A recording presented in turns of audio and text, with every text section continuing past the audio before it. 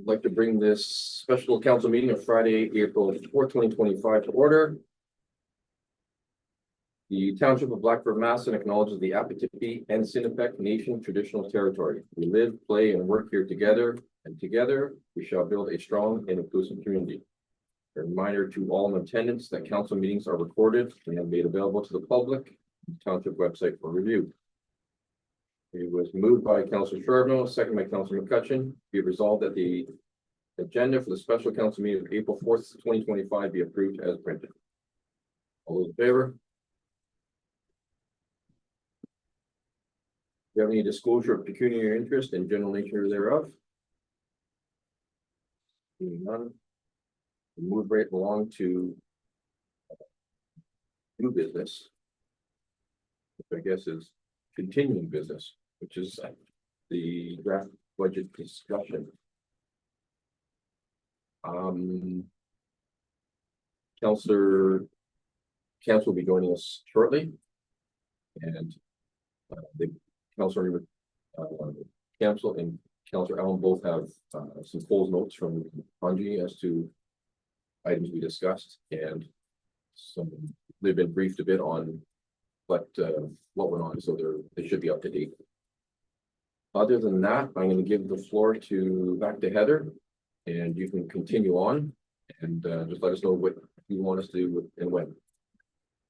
The first thing I want to talk about is there was discussions with the different, we've made some minor changes to the operating budgets. I'm just going to go through them. They're nothing substantial, but it's just so let's say some corrections, figures, if you will. So first thing I want to not talk about is planning services. When I mentioned a contract yesterday, I didn't mean to imply that we had signed a contract with the city of Timmins, but my understanding with discussions with staff is they're hoping to have some contract in place for the planning services in the future. So what I did was looked at an invoice from 2023, elevated that or inflated that and multiplied it by the 12 months to get the figure of $6,000. So I hope that's clear that there's like they didn't enter a contract without bringing it to council. Just for budget purposes, I needed a figure. And that's the 29.7. That's I think it worked out to 6,000 a year. Because as of this point, I believe the town manager is just starting discussions with the city of Timmins related to that. Which page is that on? It would be under administration. I think that's on page 1 under contracts. So the total is 29,700. Okay. That's it. Okay, thank you. The bulk of that is, just wanted to clarify that. And under PPP for the loans, the tile drain loans, the 5,803, I believe it is. I need it to reflect the revenue, so I have added that a revenue account to record the incoming revenue of 5,883. So they offset each other as zero on the budget. But I just wanted to include that. In the museum, we had a brief discussion. I was asking if the water would be turned off or not. It needs to be left on, my understanding, because of the boiler system. So I've had to adjust the utilities to reflect the water and sewer allocation. So under the museum budget, when you go to utilities. And if I'm going too fast, please just. Yeah, what page is that? 25 pages are different. Yeah. So we probably have to indicate the page. Yes. Museum utility.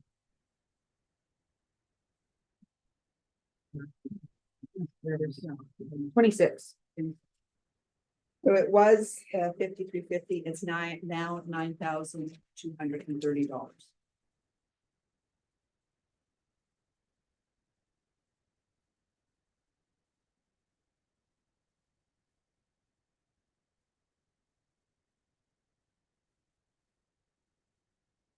The last night we had a discussion and I'm under, sorry, I'm going to be jumping all over, under emergency measures, under contracts.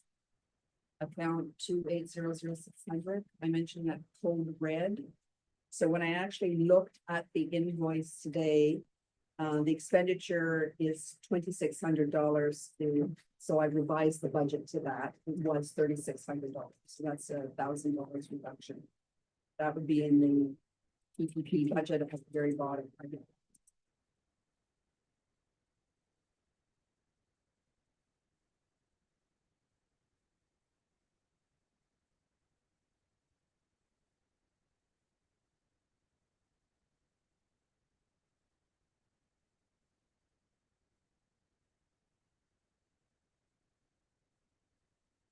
Yep. The other minor revision is related to cemeteries. The provincial fees were calculated and the budget was $1,000, but we've had to adjust it to 1,230.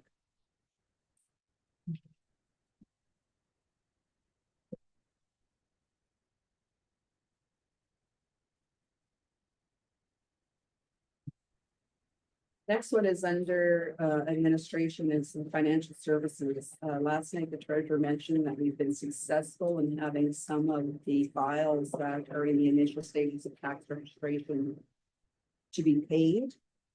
So we've lowered the number of files involved by another about 15 files. So the total was 406,675. We reduced that to 381,500. Still substantial, but it is a bit lower.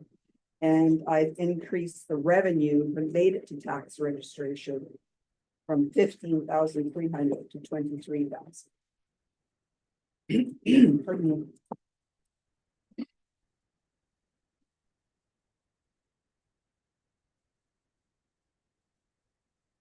And the last changes are related to recreation.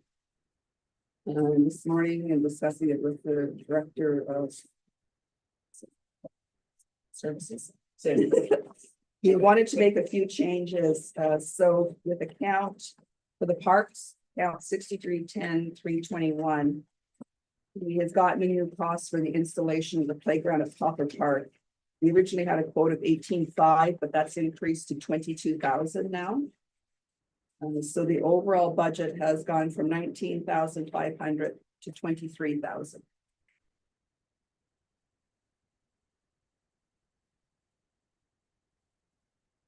And then for the Valgandi under ball fields, materials and supplies, we've adjusted the reparations. The survey had to go up by 1,000 and the reparations he lowered by 10,000. So it was 27,000. But it now reflects a budget of 23,000.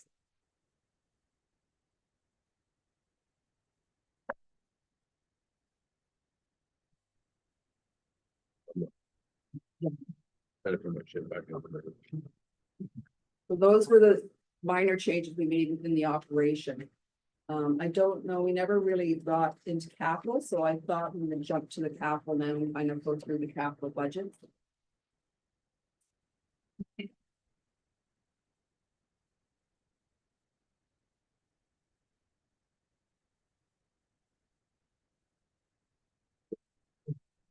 Well, the other one has been.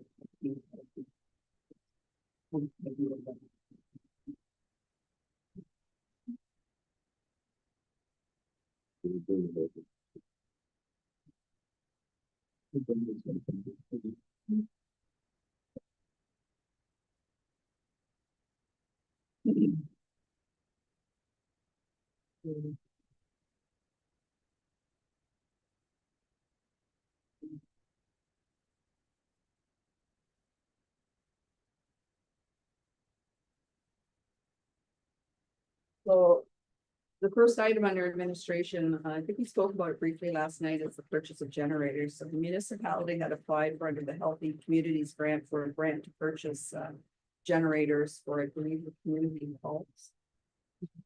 The grant was for 75,000. And We received, they indicated in that grant application that the purchase of the generators would be 44,142. So we actually received that in cash, but we've never made the purchase. So we have to proceed with the purchase this year. Unfortunately, as you can see, there's a difference of the 25,858, but in looking at the application, it's expired. We had to fulfill the terms of the contract by September of last year. So any difference in it has to be picked up by us. We can't see it for the balance of the grant. So that's why you have 28,858 showing under taxation. If the purchase is more than that 44,142, the municipality has to pick up the difference. Is there a deadline on that portion?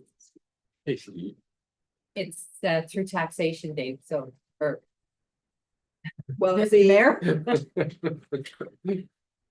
correct me if I'm wrong, I think the submission was made that we The submission was, completed the purchase. yeah, Thank you. The next is the highway beautification, and I believe the town manager spoke a little bit about that last night. So for budget purposes, we put in the 500,000.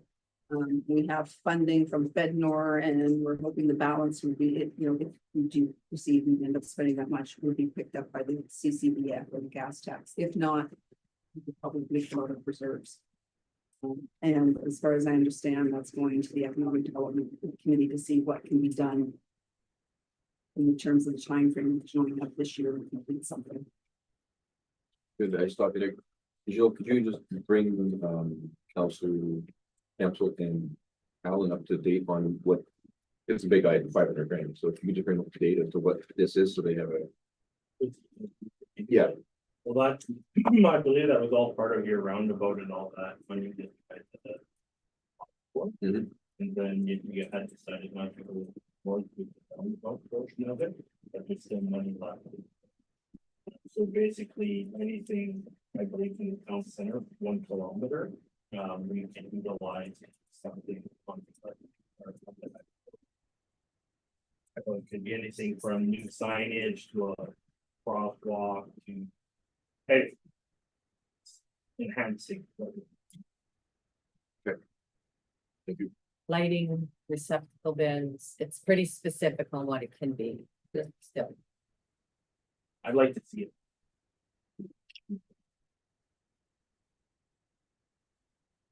Does it have to be on Highway 11? From what I understand. It's a kilometer from the intersection of 101 and 11. They go into the fire department. As I mentioned yesterday, we have a grant for the cancer prevention initiative. The total project estimate is 28,650. The grant is for 24,690. So the 3,960 will be picked up through your levy. Bunker suits, and that's every year you have bunker suits to replace. This is standard for the capital. And we do it on a rotation basis so that it's more affordable as opposed to replacing them all at once. The breathing apparatus. So we talked a little bit about this last night. I went back to the fire chief's notes and he said he advised that the self-contained breathing apparatus are at end of life. They can't be repaired. 2 of the units are actually out of service and he needs to replace them all. The other thing, and we actually have received it, Eagle has given a donation of 7,500 towards that. So I'm suggesting that the balance be paid out of your reserve.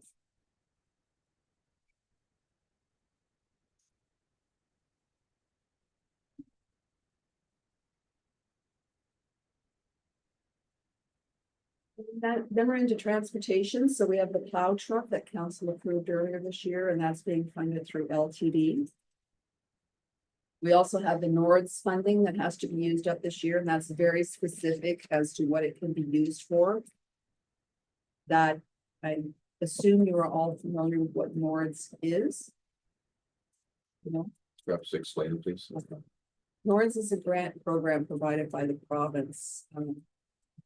Many years ago, there was always an issue in the sense many municipalities had issues with basically the forestry industry. A lot of them were using municipal roads and a lot of damage was being done, but any revenue was the provinces, subsidies, et cetera. So municipalities wanted some compensation for that. So this is what NORDS was created for, to provide money for the municipality to address those roads that are affected by resource-based industries.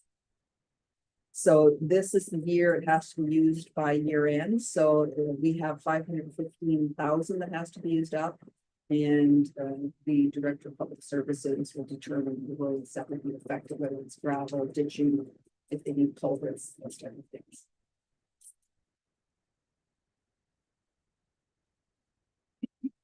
So we spoke a little bit about the water last night in terms of capital. As I mentioned, we were successful in getting approved several of the projects through CCBF, the gas tax funding, or OSIF, because it's related to asset management. So of the 259,380, 236.40 is being funded through various grants. The balance will be included in your user fees. Again, you have the sewer breakdown. We were asked to look today in terms of the gas tax, but the scope of this work, as Aqua had indicated, is strictly maintenance. The funding from the wastewater under CCBF is much more restrictive. And because this is maintenance, it's not eligible under CCBF. So this will all be picked up through user fees.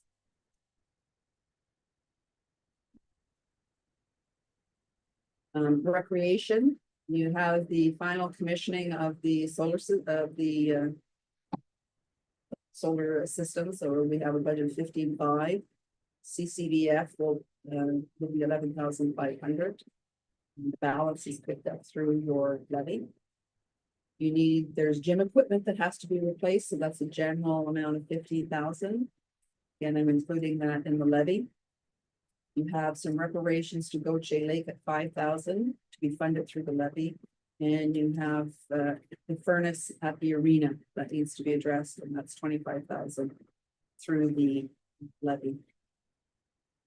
The last is the door and ramp at the library. We spoke to the CEO today. This is not like an accessible door. She just needs to replace her regular door because it's drafty. So it's not a mobility door. It's not going to have the unprecedented open, so it's not eligible for it. And her other ramp that she has is a bit of rotten wood that needs to replace. So it's not really something that's eligible under accessibility grants. So again, I'm suggesting that we fund it out of the reserve. And that is it for the capital.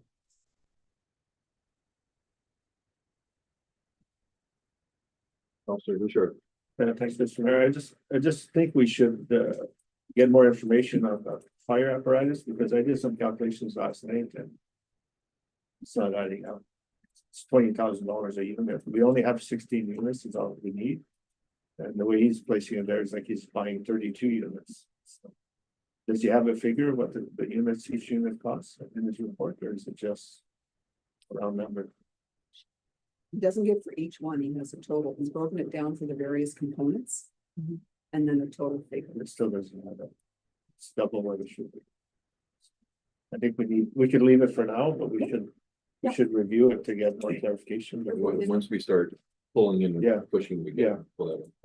Do it one. Counselor Council. Yeah, to piggyback on that, is there not a way we can just purchase like 1/3 this year and so on and so forth as the years go?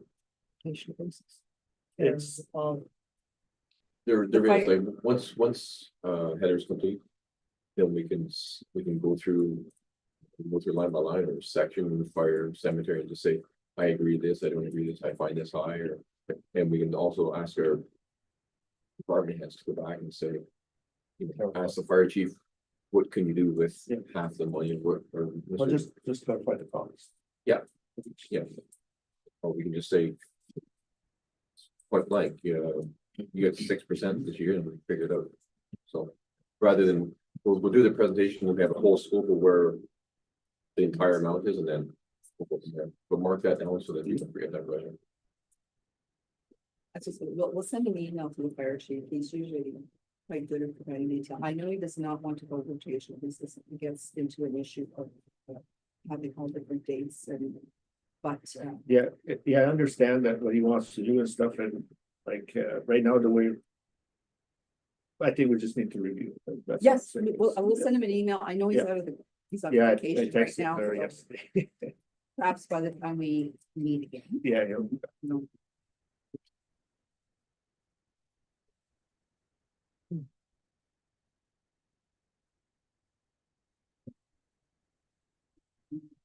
Just waited to talk about this. Nope, I think you're good.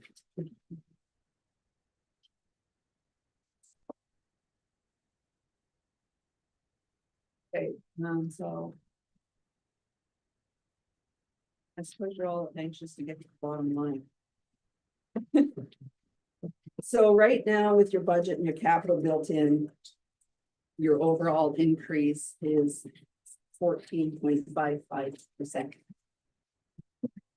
This includes any of your capital and it's reflected in what I presented here. So this is where we're looking for direction from council as to where you want to listen. Now, I know yesterday, one of the things, and it's a simple thing, but I had asked council for a direction in terms of I had put into the budget, like into your grants policy was showing there. So one of the examples is like your utility bill donation under your grants policy. It's something that you may give to the hospital. I know you've chosen in the last couple of years not to, so I'd like directions and things like that when you want it still in the budget. I know there's bigger picture items, but even smaller things like that. And, you know, and last year I know you gave a donation, if you will, in time in hospital to offset bed levies. So those are things that I would like some sort of indication on what you have done. Then would it be efficient if we started on page?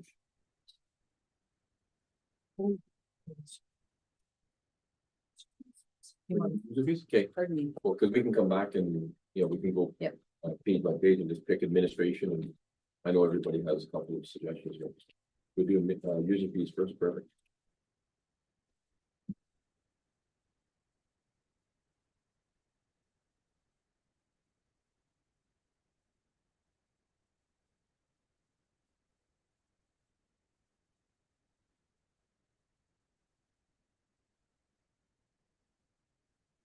So under your budget right now, the amount you have to raise, I'm going to deal with water first. Well, I'm doing garbage collection straightforward, I guess. As I explained last night, because you're co-mingling now, your contract has gone down. And your current rate or your rate in 2024 was $92 per resident. Per billing, shall I say. So I'm suggesting you could probably reduce that to $62 and still have a little bit of leeway in case there's some variance in the contract. In terms of water, the amount you have to raise from the users was $611,345. We were able to stabilize the rate slightly by securing some grant funding in the amount of $236,420. So we made some calculations in terms of the rates.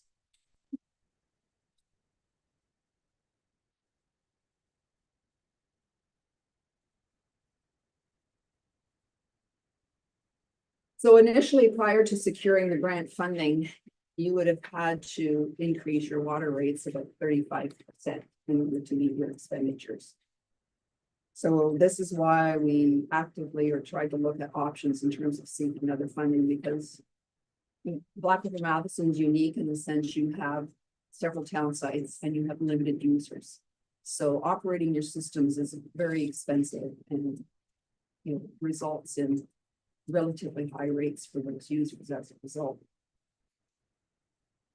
So in looking at trying to raise $611,345, you could have a 4% increase and you'd raise $613 and $613,387. So you have just a little bit of the surplus. You could lower that if you want it, probably by taking $15,000 out of reserve, if you want to keep it at a 2.4, which is Stats Canada's inflation factor for last year. So there's, options there as to what you want to do. I don't know if it would help. Like I have a written thing here, but I don't have anything on the screen, so I'm not sure if you want something more visual. Whiteboard or? If we transfer it? Do you have any? I can take it. Highlighter? There's probably markers in the office. Can I do it? You can use this, because I don't Huh? have a computer. No, it's, I think I'm on page 27. That's what table. Yeah, 27. Mine Yeah, you got the original copy. Yeah, Wayville Road. is in. Indeed. Yeah, that's the one, that's what I got. Yeah. You have to-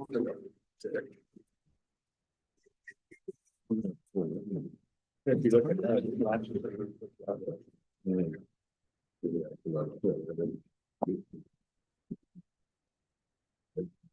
That's fine.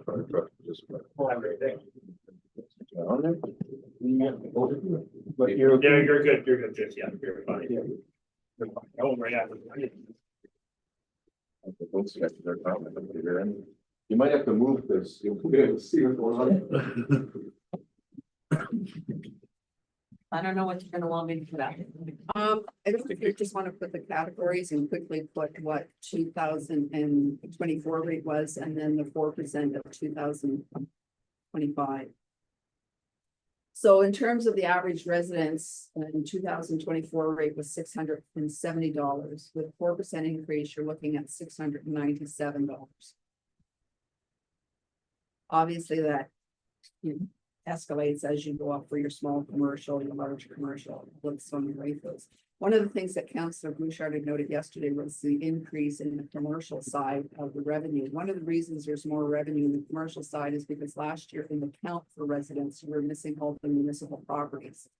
So it's not that the rate is going up per property by 21 cents, it's because $21,000, 21% of it, so it's because there's just more properties that are picking up the burden. As we move things around, we found errors and Yes, and people getting gold wrong. The other thing we're proposing with regards to the rates. Last year, your cutoff between large commercial and small commercial was. I think 87,500. That hasn't changed. In the 8 years since I left, so I think you need to elevate that a little bit. I'm suggesting you put it up to 92,000. And the reason those ones that are still small commercial will stay, so that we'll capture most of them that are still small commercial. And also, What do you mean by 92,000? the assessment. the assessment, it's based on the assessment for large commercial, small commercial. $92,000? 92,000. I mean, that. The average house in that facility. We, in the commercial, under our bylaw. We set an assessment.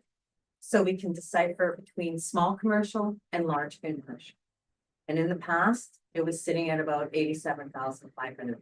But like Heather said, this assessment has not changed in 8 or 9 years. We're suggesting you change the small commercial assessment to about 92,000. And in doing so, some assessments have gone up, like the halls. We will keep the halls still as small commercial. They're not going to go to large commercial. So it helps the halls as well.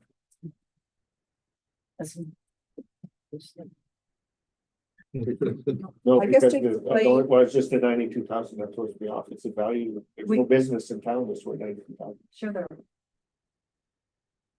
off. It's how we set the rate for small commercial. Okay. We base it on an assessment.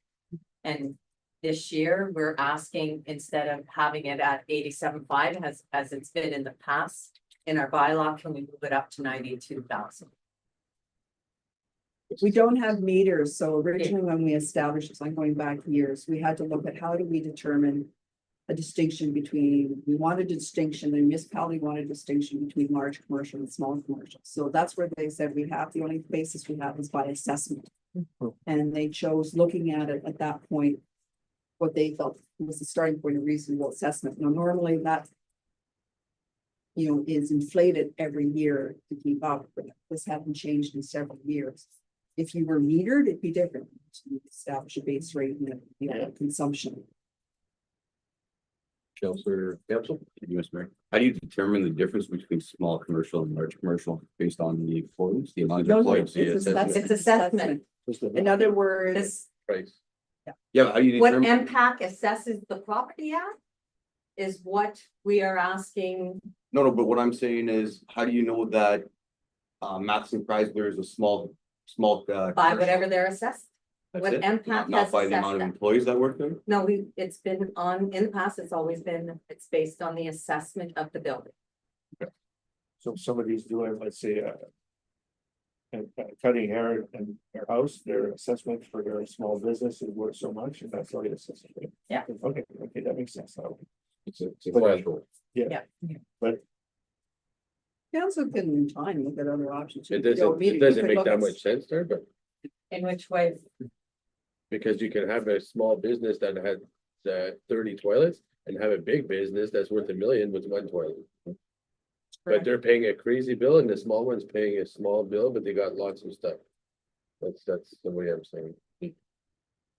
So if you have a small ACFO trailer on your property, but you have 25 employees and you just ship them out to go work.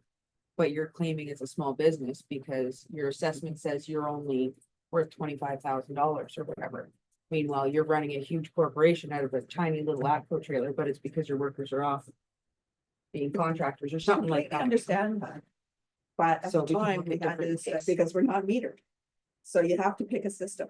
You could also eventually look at some places, look at how many bathrooms and bedrooms do you have, or how many bathrooms, how many kitchens, those are all options that the council can look at. I would say in the future, I don't think it's something you wanna look at this year, or, but it is something you can examine. Huge project. But Yeah. most are, I guess, most would classify as. Bigger commercial on average. We have a list, and. Yeah, I can say But all the commercials on me.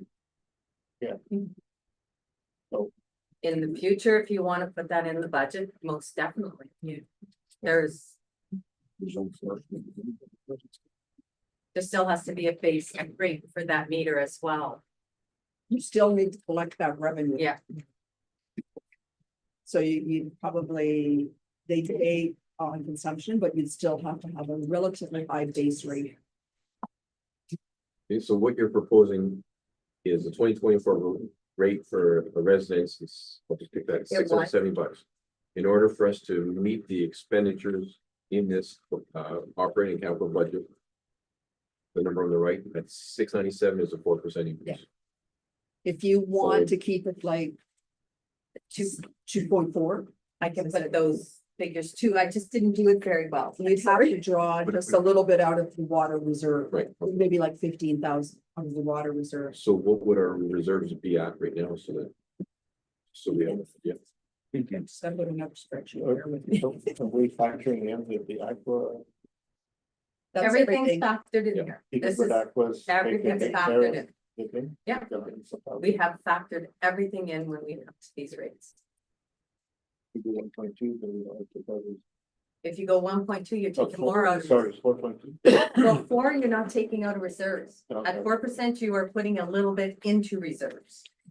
If you go to 2.4, which is what Heather's gonna look at, there will be a slight amount that has to come out of reserves, and I can write what the differences are. I can put 4% here.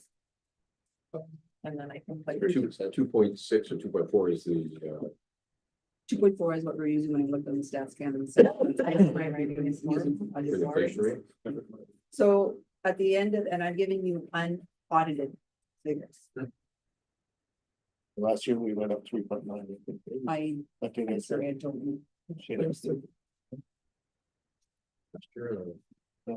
Your balance at the end of 2022 as per the audit was 1.89 million. 2023, right now, it looks like you'll have a very small surplus of $4,600, a little over $4,600. In 2024, it looks like you'll have a surplus of about 80,100. And again, I stress that is not audited.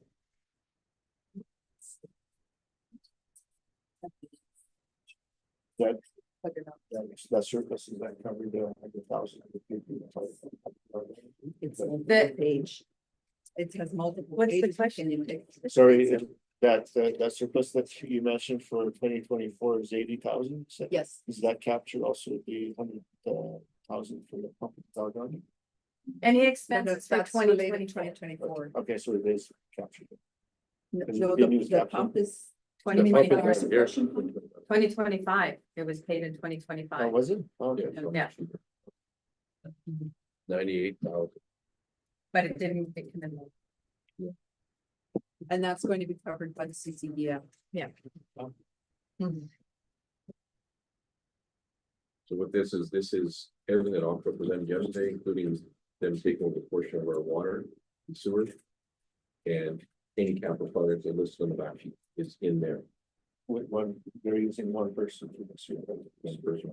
Yes, next year, understand next, and this year it's prorated in your budget. Yes, So next year you'll have the full impact of that on you. Second. Is it? For your staff at the municipal right now, like, how many people do you have working full time? There's nobody that's No, licensed. I understand that, but So, are we? right now, I do have one vacancy to be at my full complements. Okay. I left that vacancy vacant because we were going through budget and I knew this was coming. So if we move ahead, I will not have to fill that last. Okay. vacancy. Yeah. But you normally need a person full-time working on this pretty well, As, full-time job. excuse me, just as Chris Taraka had explained, because we haven't had somebody doing that full time. Stuff like mapping, like it's taking that much longer when they have to go out and try to repair something to try and find a valve or try to find. So this is part of the benefit to the municipality. Just to give you a little bit of background, so Bill, who was doing most of our water stuff, had a conversation with me, and what actually struck the conversation with Aqua. He came in and told me that for him to be successful at trying to run the water department, he would need another person with him full time, and he estimated 3 years just to get the mapping. And if no one would bug them at all.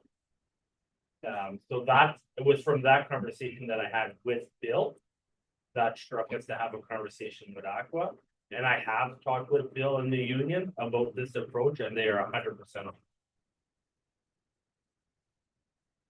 keep in mind as well that this decision here with Aqua especially, when we leave here with a proposed budget, that this is for 2025, but we're more likely going to ask staff to create a 5-year budget leading here. So that will leave us 1 year for the remainder of our term and 4 years for the next council. That will reduce administration time in the next 4 years, because all we have to do is tweak it. But also when you come to, we get a water call, there's a water break. Right now, we're spending thousands of dollars finding it, locating it, even in the middle of summer. But this will set us up for future and for future councils to reduce that cost of the water, because now we're in a better position. We're now caught up. Might not next year, it might be 2, could be 5 years. We've had a water break in Balaganye for about 5 weeks now, and we still haven't stated it. If this would, like, hopefully as the snow melts, and we have a specialist coming up on Tuesday, that's gonna cost us additional funds with sonar equipment to try to locate it. But these are the kind of things that we can try and mediate in the future, right? So. Yeah, the reason my question was just to, basically we'll have one less staff Mhm. and then, but the cost, it is probably like, 90% higher to have it with Aqua, but at least can lessens the impact, I guess. It lessens the impact and then we are in compliance. That's the big thing, is about making sure that we stay compliant with the water regulation. They just keep increasing the. Plus the That's all. certification. And they're already gonna be working for Aqua, so you won't need the town. Yeah, But it's setting us and future. Yeah. Council up for success. Counselor McCutcheon. Yeah, the only thing is, I think Aqua Dealy said that if they do find that they're digging for something, they're gonna use township employees and township. yeah, so anytime there's any kind of digging or any kind of equipment required that we currently have. We will be able to do the work first, so then that will lower any, if there is a water break, we'll get to do the dig and assist them in doing so. So that we won't also get a contractor. Yeah. Be on top of the water break. If ever there's equipment that we don't have, then they would also source it out themselves. It also gives us the opportunity to work a year or two with Aqua. And then any equipment that we don't have that they're sourcing out that we would be getting billed for. We would be able to look at if we wanted to purchase additional equipment, so lessen that cost down the road. But in my conversation with Chris, he doesn't see that happening.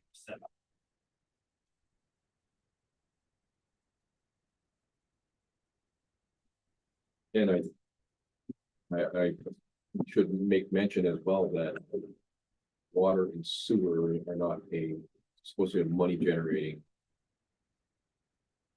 Entity, right? We're not in it to make $1 billion.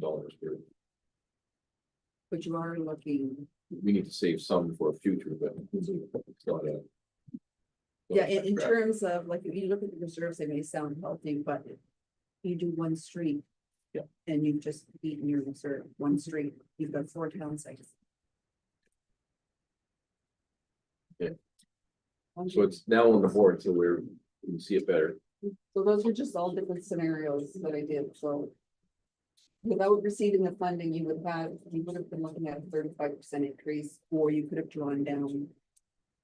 Your reserves, but there is an implication of that. So with receiving the funding. If you kept it close, you think up here, there's the revenue you needed, this is what you would be generating, 613,387. And so what's the surplus on the 4%? You'd have, as you can see, very little, be very close. Okay, so This is your revenue requirement. 611, okay. Yeah, 630. Yeah, To 613. So you're not, you're putting, and that's if everything comes in. That's your basic cost. Yeah. If it comes in at more than what we projecting, then. Yeah, And on the left, you'll see that that's the people that are the residents that are affected. that's correct. We have gone through, we updated we maintain a set of spreadsheets. So this is our estimation, and as I said, when you saw the increase in revenue for small commercial, it's because the count has gone up because we've included the municipal property since we allocate funds, and it's important because you have limited users, so we need to acknowledge there is a cost, those municipal facilities that are connected. And those rates are per year, right? That's correct. Yeah, 27. When I estimated, when I looked at, let's say your average residence who has water, sewer, garbage. With doing. But so many rates in front of me, bear with me all real quick. So this was the water at 4%. We'll be getting to the sewer at 5% and with the garbage.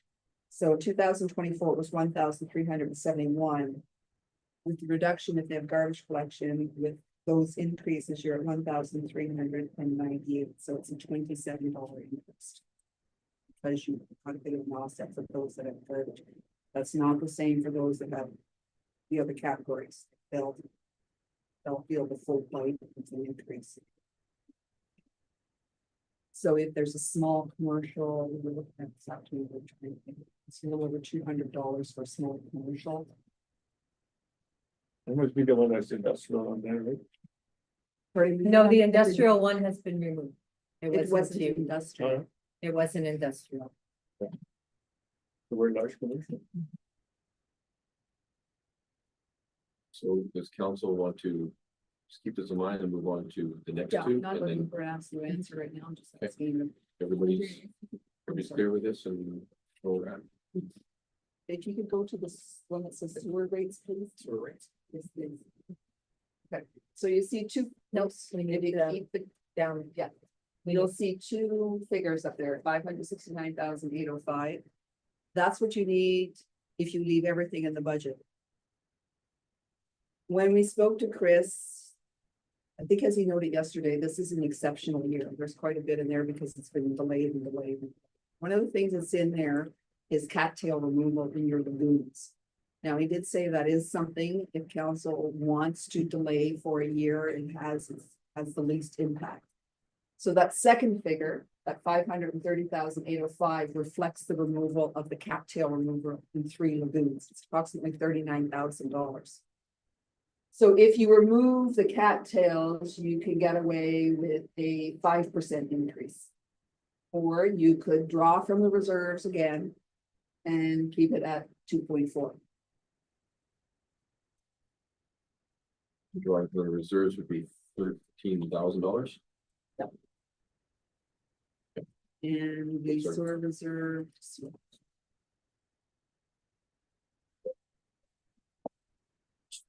Just have to be careful, because next year it could cost you well, double next year that it's price for going to be, cattails, because it'd be more cattails. There'll be more cattails, but as Chris said. I didn't get around to doing a 5-year projection for you, I mean, it's too late today, sorry. This is No. not possible. Your sewer reserve at the end of 2022 was 1.5 million. The unaudited projection, the surplus for 2023 is 113,862. And the surplus for 2024 is 36,332. So tentatively, unedited, you have a reserve in sewer of about 1.66 million. Which again is not a lot. But if you have less capital to deal with next year and the cattails are in there, it still might have stabilized enough, but once I have a better chance to look at the 5-year capital,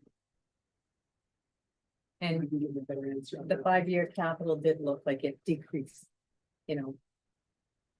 Sure was a big year. And if you go to the last one, collection rates, please. You can see your current rate for residential is 92.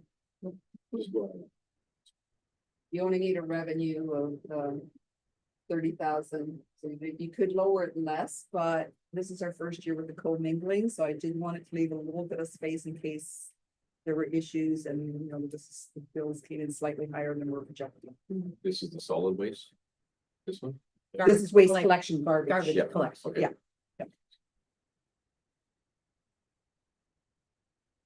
So if you left it at the 92, we would end up with your reserve. You're still ending up with the reserve, there's over 10,000 62? going into reserve, yes. Okay. I didn't like want, as I said, I didn't want to lower it too drastically in case this is our first year with the co-mingling. So we've done an estimate on the expenditures, so it does leave a little bit of leeway. And I think. Just check your garbage collection reserve at the end of 2022 was 95,545. Right now, again, your surplus 223, it's about $7,200. Your surplus in 2024 about 5,500. So that leaves your surplus for just garbage collection at 108,000 roughly.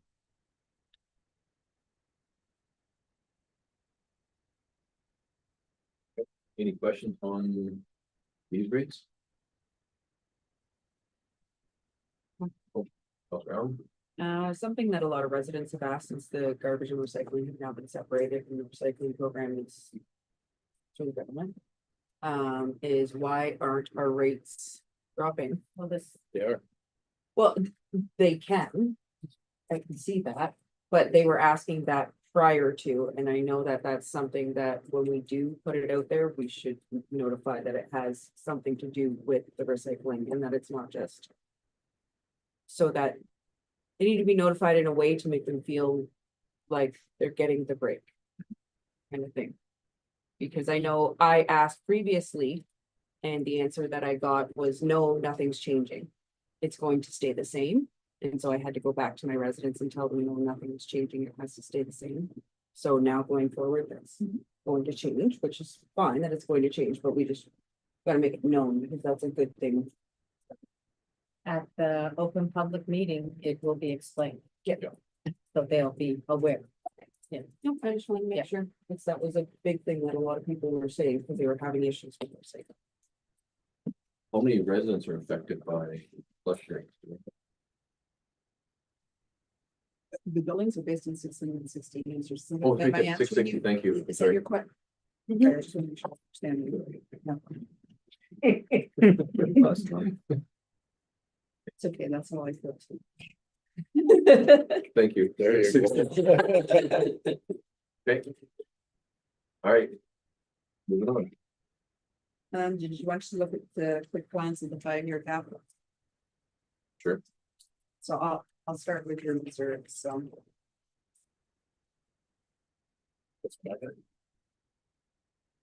Yes, that one, thank you.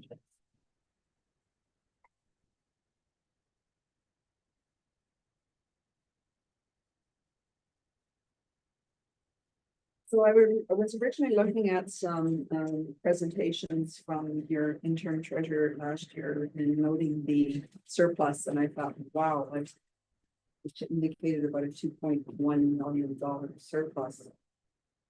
A 1.8 million. And I thought, wow, I've never seen it in all the years, but then I started looking, and that's why I'm asking you if you understand how he said that was obtained, that surplus. And what I'm hearing is not a complete understanding of what happened, so. In rough terms, in 2023, you had a substantial increase in your taxes. The areas where you're recognizing gained revenue. Is one, your investment income. Your budget reflected an investment income of $200,000, but your actual was almost $750,000. Because that's the year you drew money out of your investment and you recognized stock profit in that year. So you have the difference between those two figures. So that's $750,000. You also have built into your budget the long-term debt payments. But you did not opt to do long-term debt payments, so you have all that revenue recognized as well in terms of the books. And you don't have the figures in front of me, but again, it was almost close to that amount again. And lastly, the other component that contributed to that is you did not incur the expenses, mainly in public works, that were budgeted. Vis-a-vis, I noticed the gravel program and that had fairly substantial amounts in there, but nowhere near that was spent. So you recognized almost $750,000 in savings. So that's what resulted, is driving basically your surplus in 2023. Does that make sense? So I've gone through the let's see, I put together provisional budgets actually and looked at it and tried to make an estimate of the actual as close as I can get pre-audit. So your budget surplus or your working reserve surplus at the end of 2022 as per the audit was roughly 3.36 million. You had a levy in there, you were contributing $100,000 to your capital levy in 2022. You were funding various projects out of your working reserve. So I know there's an entry called the DSAB drawdown. I'm sorry, I do not know what that is, but something you had to pay related to DSAB at $88,171 was out of your reserves. You paid for your fire truck out of reserves. The bylaw truck out of reserves, grader, trackless piece of equipment, the mini excavator, and the gas tanks are coming out of your reserve. But you have a surplus at this time, I'm estimating just a little over 2 million. So at the end of 2023, your reserve, again, unaudited, is about 3.7 million. So then I looked at 2024, you're contributing 142,800 to your working reserve. Part of the expenses of the Highway 11 project were, as per your budget, coming out of the reserve, so that's 19,315. You did a land purchase in 2024, which is coming out of your reserve of 326,218. And the balance of the gas tanks, roughly $10,000, is coming out of your reserve. At this point, it looks like you have a slight surplus in 2024 of about 264,000. So this is where I'm getting the opening figure of 3.788 million in reserves. And again, I stress, this is prior to an audit. That's going to change once your audits are complete. Does everybody capture that? I'll be back. I'll be back to that. Okay, So then we asked the department heads to give us a rough 5-year projection of their capital. And that's what you have reflected before you. I would note, I have to make one minor revision in 2025. I haven't included the 7,500 from. So you have a listing of your capital here as per the capital budget that you saw earlier. So your total expenses are low over 1.88 million. 91,218 is going to be covered by your levy. Grants, you have 518,832. CCBF is 61,500, Nords 515,000, and LTD of 400,000. So the balance at the bottom there, the 298,525, is what is going to be funded out of your working reserve. Based on the levy, as it is right now, and your bylaw, your policy that I've seen says it's 2% of the requisition. It'd be 157,740 going into reserve. So then that leaves you your balance at the bottom, 3.6. Now, I haven't done a 5-year projection of your operating budget.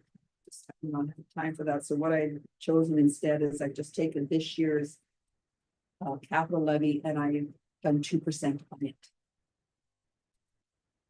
I suspect at the end of the year, as I mentioned last night, once your new department heads have had a time to actually get familiar with overall operations, these figures will change because they'll have more of a handle on what needs to be done over the next 5 years. So I look at this as a very baseline projection. But we have any questions, comments, concerns? Do you have the multiple pages in there, Monty? I don't know if you want to see various departments or.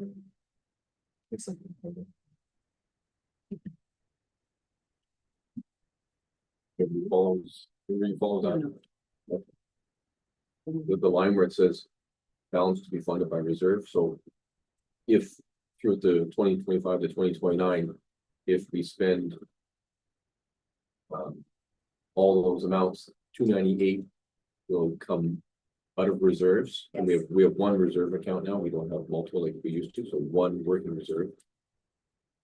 But because we have a policy or bylaw, we have to put 157 grand back into reserves. So the following year, we take 373 out of reserves. That's if we weren't getting grants or any funding coming in, we put 160 back in. So that's how we would end up 4 years from now. Well, 4 years from now, we'd be at 2.2 in our reserves.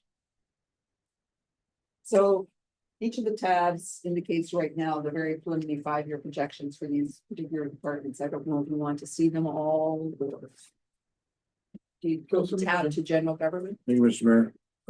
Sorry. Is there something major happening in 2027 with fire services? Angie, could you go to the fire department tab, please? You forgot your truck. It is. And you? As you can see, he's projecting the replacing of. All the trucks. Well, no. Unit 14. Okay.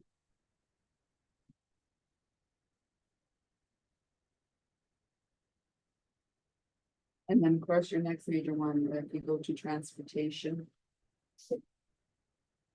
Unit 14's already on the mission. I don't- And we're just.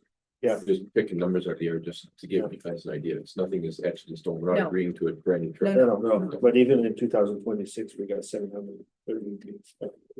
Yeah. So A little. if you, like even transportation, I think you'll notice he has, I think, another plow truck being replaced, so we've indicated it through LTD. Not through grants, and so I think, you know, you'll probably see a little bit more as you, of that as you start replacing some of these more expensive items. And again, I've just went from years of asset. Yeah. We haven't been able to actually do a physical inspection of the vehicle, I just went from year of asset. That's why like I say, I look at this as a very baseline, and by next year, department heads should have a much better understanding of their assets and where to proceed. So theoretically, we should be adding a bit more to our reserves. We're going up too low. Well, you can speak in terms of the asset management plan. As far as I understand, your asset management plan is suggesting a little bit higher figure than 2%. I haven't got it in front of me. We had an asset management presentation at Yep. our one of the last council meetings. We are lacking, we're behind. But at the same point, we don't want to, at least we have an idea where this reserve is going. We don't, it's not good ideas to, not a good idea to pay the hydro bill with your savings account, right? That's what this basically, is. This is a savings account if it was your personal account. You should be paying your hydro and your gas bill and your fuel for your car, by your checking account. So every time we take away from our reserve, that's what we're going to take from our savings for the rainy day. Some instances, if in past council, they took from the reserve to lower the levy so that the residents weren't hit so hard. It's not good practice, but at some point we have to, right? But at least Heather and Sonia are giving us an idea here that if we go through in the next 5 years and don't get any grants for 4 years after, and we do some major projects that we know are coming up, we're gonna be at 2.6 million. Ideally, we want that higher. I don't. Is there a special number we should be at? I haven't scanned your weekly asset management plan. I can't answer that right now. So the following 3 years don't really apply to putting any money towards asset. Asset management minimum, they were saying 3.9%. Water and sewer was.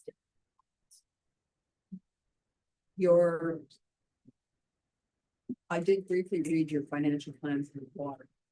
And it had noted a 2% increase over the next several years, but that was prior to the changing situation. If you looked at 2% now, was reasonable in terms of water. You want to get the changes that are being made to comply with licensing requirements.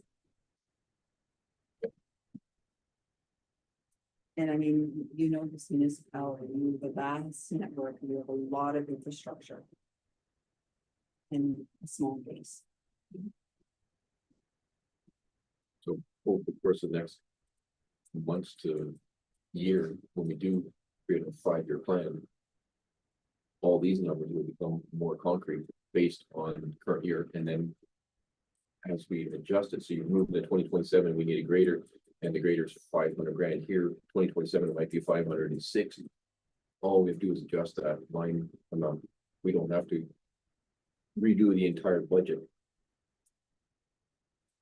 The whole concept here, just to understand where we're gonna go if we just keep everything the bare minimum, that's where we're gonna go. Not something we want to do. It's a projection. Yep. It's a working document, and every year you'll be revising it and amending it. And it helps with funding too, helps with the government. Because if we're just doing year by year, they figure we don't have a clue what we're doing, right? We're just reacting. But when you go to the government, you can say, look, this is for the next 5 years, this is what we're gonna do. And in our case, as we grow, that's only gonna help us. We'll have higher taxes, higher services too, but not higher taxes.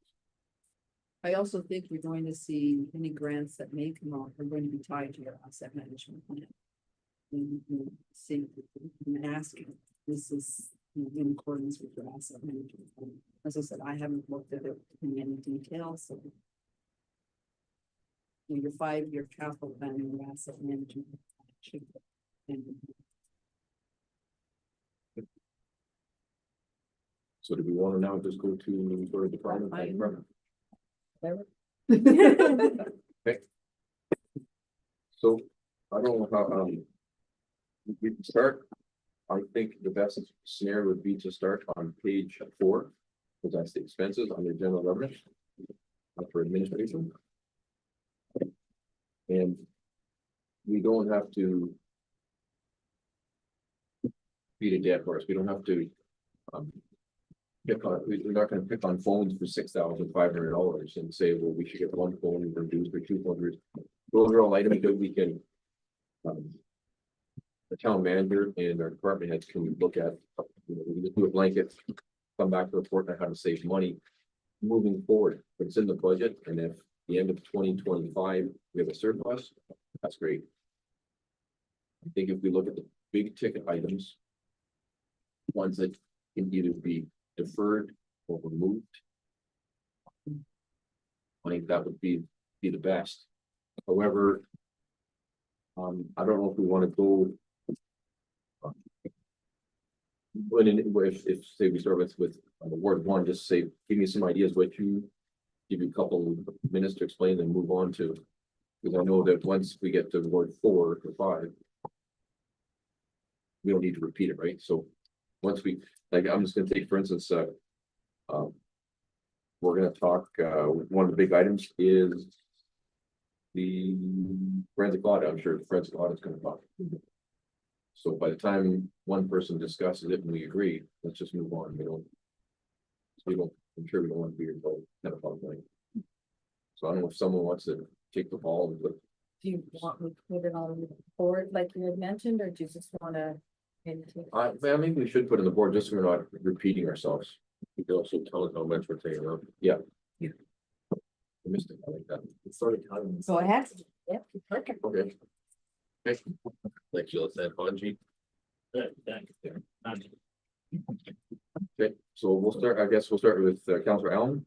Maybe pick a couple items just to, what's on the top of your head.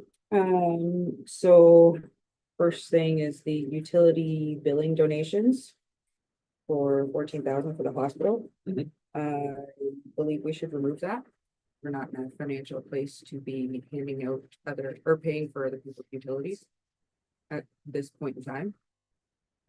So that's $14,000 there. And then another one would be the audit fees, the forensic audit. I know the price we got is very high. Maybe something we can look at is picking 1 year to take a look at, say 2023. For the forensic audit. And doing that year and seeing what we find and then going from there. And if should, like our own personal audit, and things like that. Showcase something that we need to look into further, then we go and look into it further. But to cut the costs on that. I think if we dial it back a little bit to picking 1 year. And then go from there. Thank you, Mr. Mayor. For the forensic audit, I find we should maybe just postpone it until we, like Councilor Allen said, our audits are completed.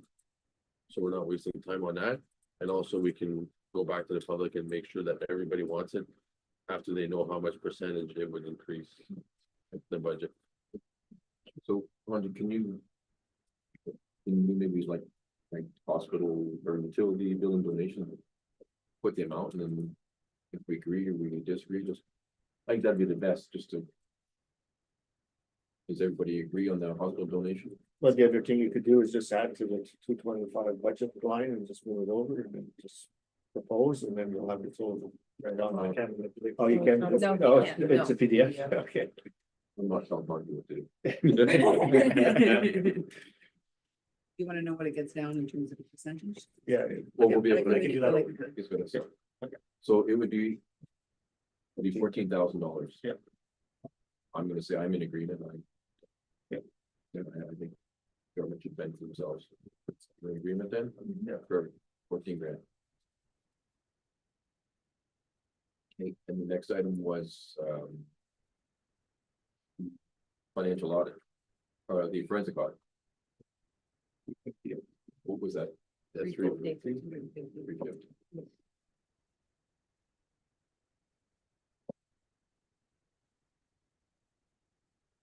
Still, right side of the table, any other comments from the right side before we move on? There you go. For the legal fees at 6:15. I believe a portion of that should be coming out of reserves. Portion of that is a one-time thing. That's not gonna happen every year. Mhm. I just feel it shouldn't be coming out of the levy.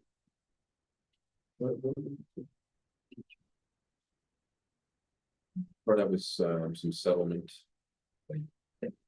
And I guess you're referring to is the fact that. Yeah, it's a one-time fee and it's not gonna, shouldn't affect future. It will not occur again. Yeah. Yeah. Absolutely. No, not 650, no. Just the one time section. Yeah. Whatever's one time. Can you let me know the total amount for the 14%, and then as we decrease, they can see the percentage go down or just. Like if you give me the total amount, Of what the revised amount is, or what, like what's basically. your current? Okay, so like, if I'm understanding you, like the utility bill would be zero. No, like the total amount that we need for the levy, Oh, and then tell me what the increase would be for 14.2%, you know, to track for the 14, so that they can see as they're decreasing. The amount going down. I've already taken some of mine, so. So let me put it back in.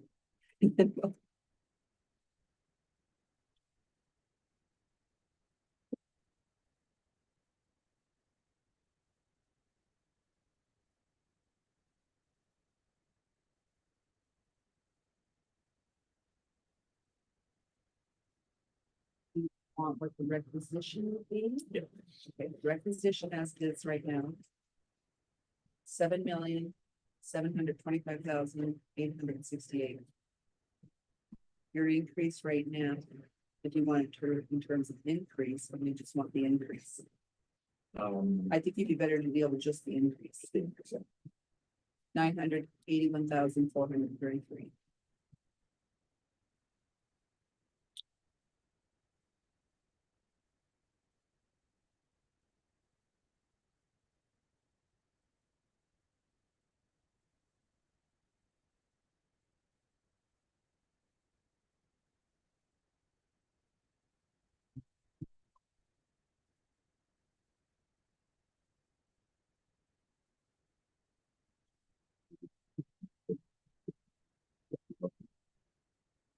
So are the under legal fees, we want to remove some of that one-time fee instead of. You need Don't it remove it, you're bringing in, reserves. Yeah, okay. Can we just leave that blank and we'll fill it in there? Why don't we go about like 350? Okay, 350 just as an amount. Okay. You're right. So we're gonna bring in from reserves for that, does that need to go on this chart? No, it's fine. Where it's gonna that come brings from you to levy. 3.97.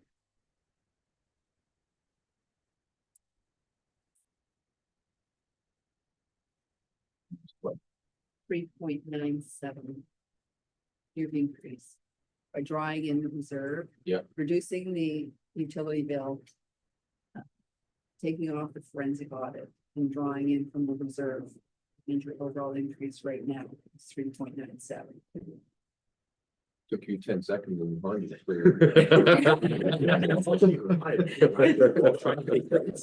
I'm not saying nothing.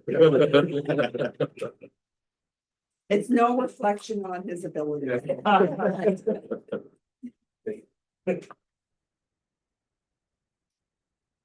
don't- Surely have their spreadsheet. Okay, so. Any other? Comments on page 4? Councilor Council? You? Computer repairs and maintenance. I'm sure we can find a company to do what they're doing for a lot less than that. Okay. I feel like that's a lot to be spending on computer repairs and maintenance. Okay, There's something down this. Yeah. Yeah, it's 50,000 is our. For. Yes. Or that includes the move as well. Nope. I think so, there were 20 of them. But 15. Yeah, well, It just be, just a move, But, Yeah, to relocate your IT and phone services to the new location is 50,000. that was just to relocate? And Because of I budget got a- being tied in with- I did get a quote from a different source. So if we reduce for the difference. We're now committing ourselves, right? Is it best to leave the full amount in and. Have a surplus? We get it cheaper, if we can get it cheaper, yeah, and we put the. Put the onus on. the Town manager to get it cheaper. Because if we lower the budget and we don't. Okay.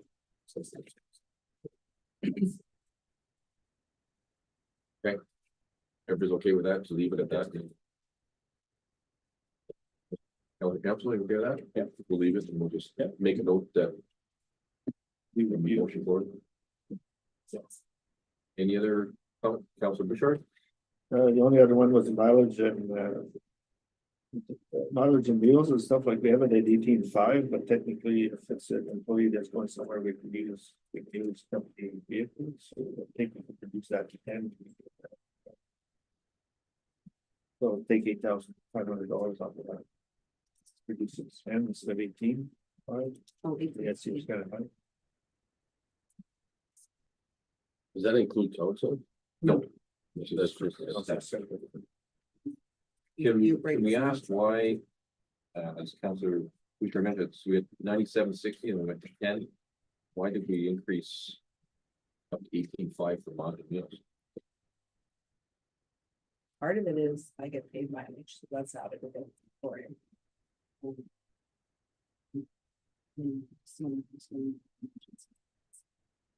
Their actual 2024 was only 6.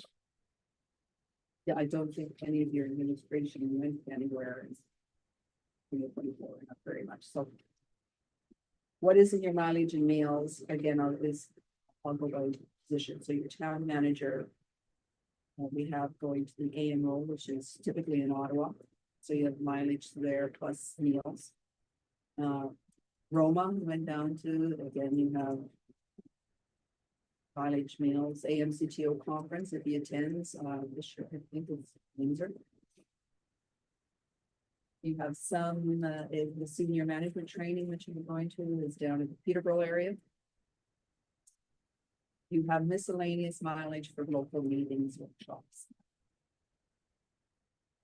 For the treasurer, you have some mileage if she goes to the zone meetings and meals, the municipal MMAH usually has some forms finance in Sudbury, so again, there's mileage and meals related to that, and just some in there from miscellaneous courses and that.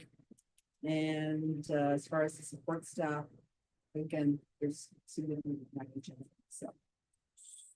So you're recommending we leave it at 18.5? Yeah. I think for this year you have to, you could probably lower it a little bit, I mean, maybe some of the, but I wouldn't take off Okay. 10,000. We leave it at 18.5 and we do our best to come in at 14.2. That extra dollars goes into our surplus, which is going to help future budgets. Okay. Councilor Bouchard? Just the other one I wanted to review again was the membership and subscriptions is. Things, lots of newspapers and stuff like that, like, Enterprise and the Daily Press are the only two papers. so what are you paying for $30,000? Your AMO membership is 2,185. Your Federation of Canadian Municipalities, 910. Your AMO Clear Risk annual subscription, I'm sorry, I don't know what that is. It's almost $6,000. Metco, that's yeah, that's your that's the board that represents you on the homeowners board. That's 140. Your iCompass, 4,300 approximately, Roma 400, MFOA 370. You have an Amazon Prime subscription to make purchases, you have Adobe. For $355, you have Zoom for your meetings at $1,200. Another one for Omatra. $280 of the enterprise, you have payroll, National Payroll Institute, $315, the Daily Press, you have AMCTO memberships for Wanji, Sonia, and Alana. That are $475 each. You have a GoDaddy subscription. We use them? Tom rooms, The $6,000 one. we have, We- some were just automatically renewed before. Mhm, We did, what were some of the memberships last meeting, mhm. some of the major memberships that we belong to. But most of this is staff, it's computers, it's payroll, it's stuff that we have no choice but to belong to. But like they said, they're all renewed, right? Yeah. So this year you have no choice. Yeah. But we can, going forward, we can, Yeah. Absolutely. Like that tourism magazine, Mhm. and hopefully our town manager bring a report back when we say we want to reduce that 29, come back in September and say this is where I can put it down to 24 and 22. You have Some of our substantial memberships and ones, like your subscriptions are health done. and safety one is $8,500. It's Maybe you need that.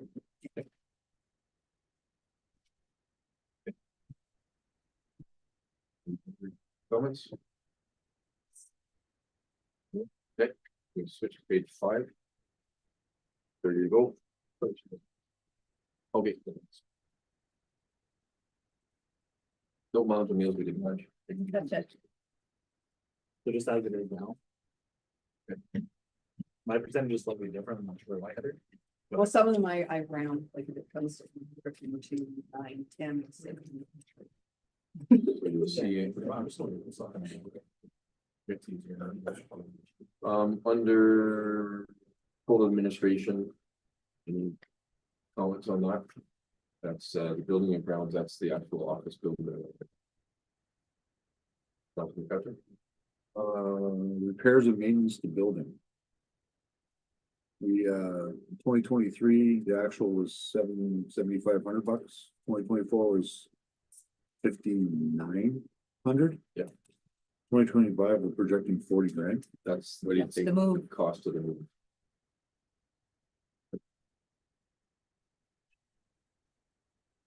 Again, that's an unknown, that's not something we can get a price or a quote on. Wouldn't want to put in 30 and then it coming to 32 and then we're scrambling to find the 2 grand. That is to move from 367 to wherever we, The move and Right. rent.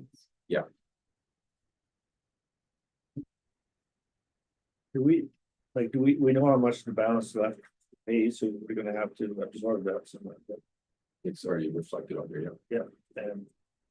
Do we know how much this move is gonna cost us for the next 2 years? We need to- Well, like, we're gonna spend 50,000 to do the phone line, it's gonna cost 25,000 to do this. We're gonna have a monthly fee. At least, and then after that, 2 years from now, or whatever, we're gonna have to do all over again. And how much will we be paying for the building now? I mean. It could get out of hand pretty quick, like if, like to me, still the location, I don't think so. We have to weigh the possibility of not having that business center.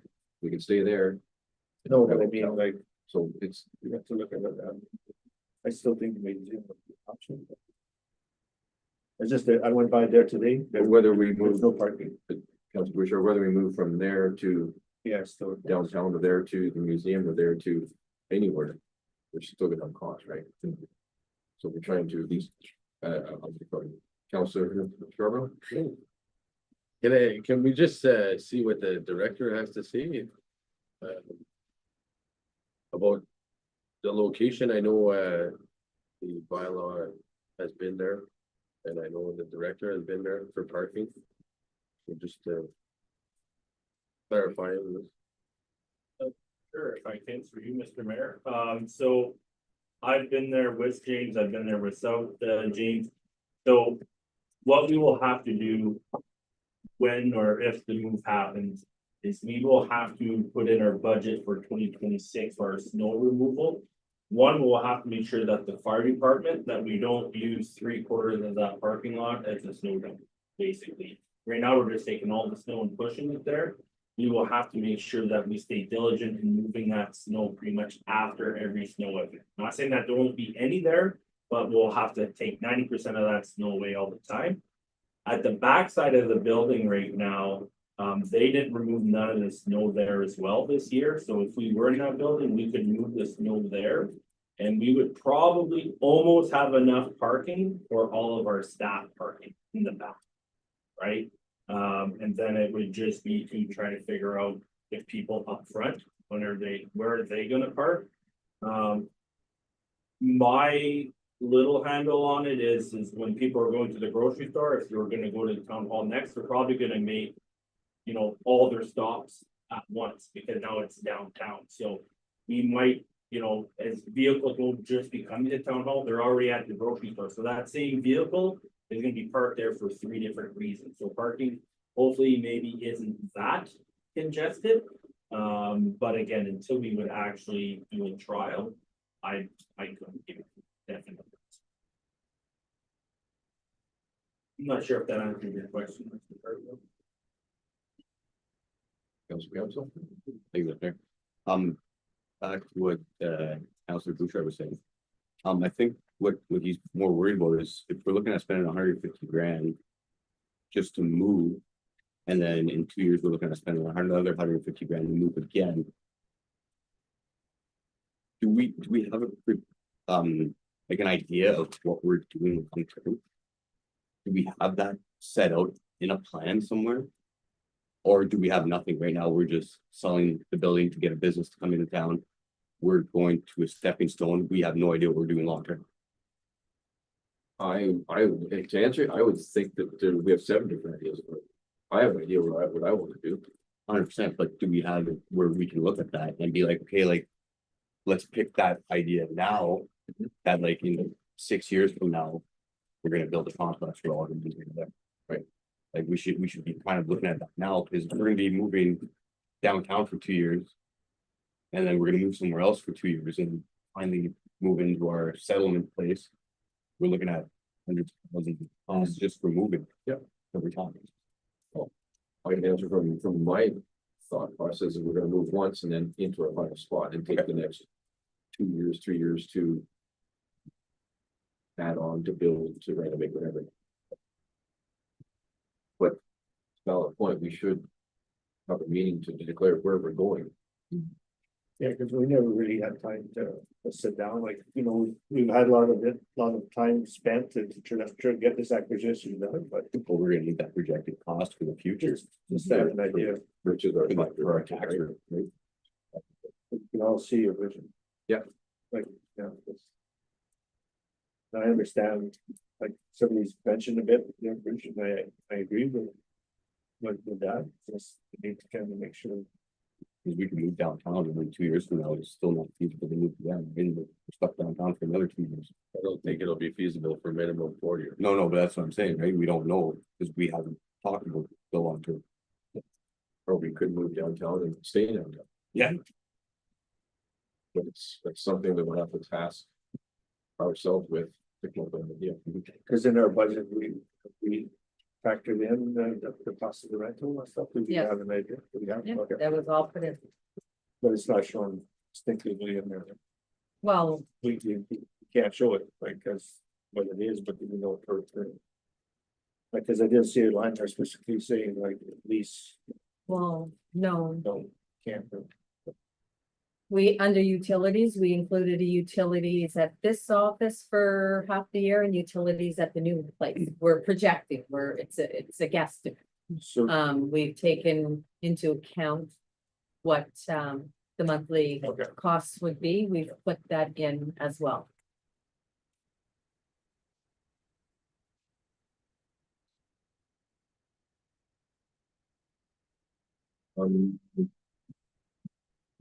Any other comments on, well, provincial services? There's nothing we can really do. We're bound by those numbers. Planning, I think we're, not very many big ticket items on planning. You know, the biggest ticket item would be the contracts under, planning, but that's just the guesstimate right now. Let's on to page 6, which is economic development. Again, that's not a big ticket item. Advertising. We agreed that we're going to look at that come 2025 year into nothing yet. Okay?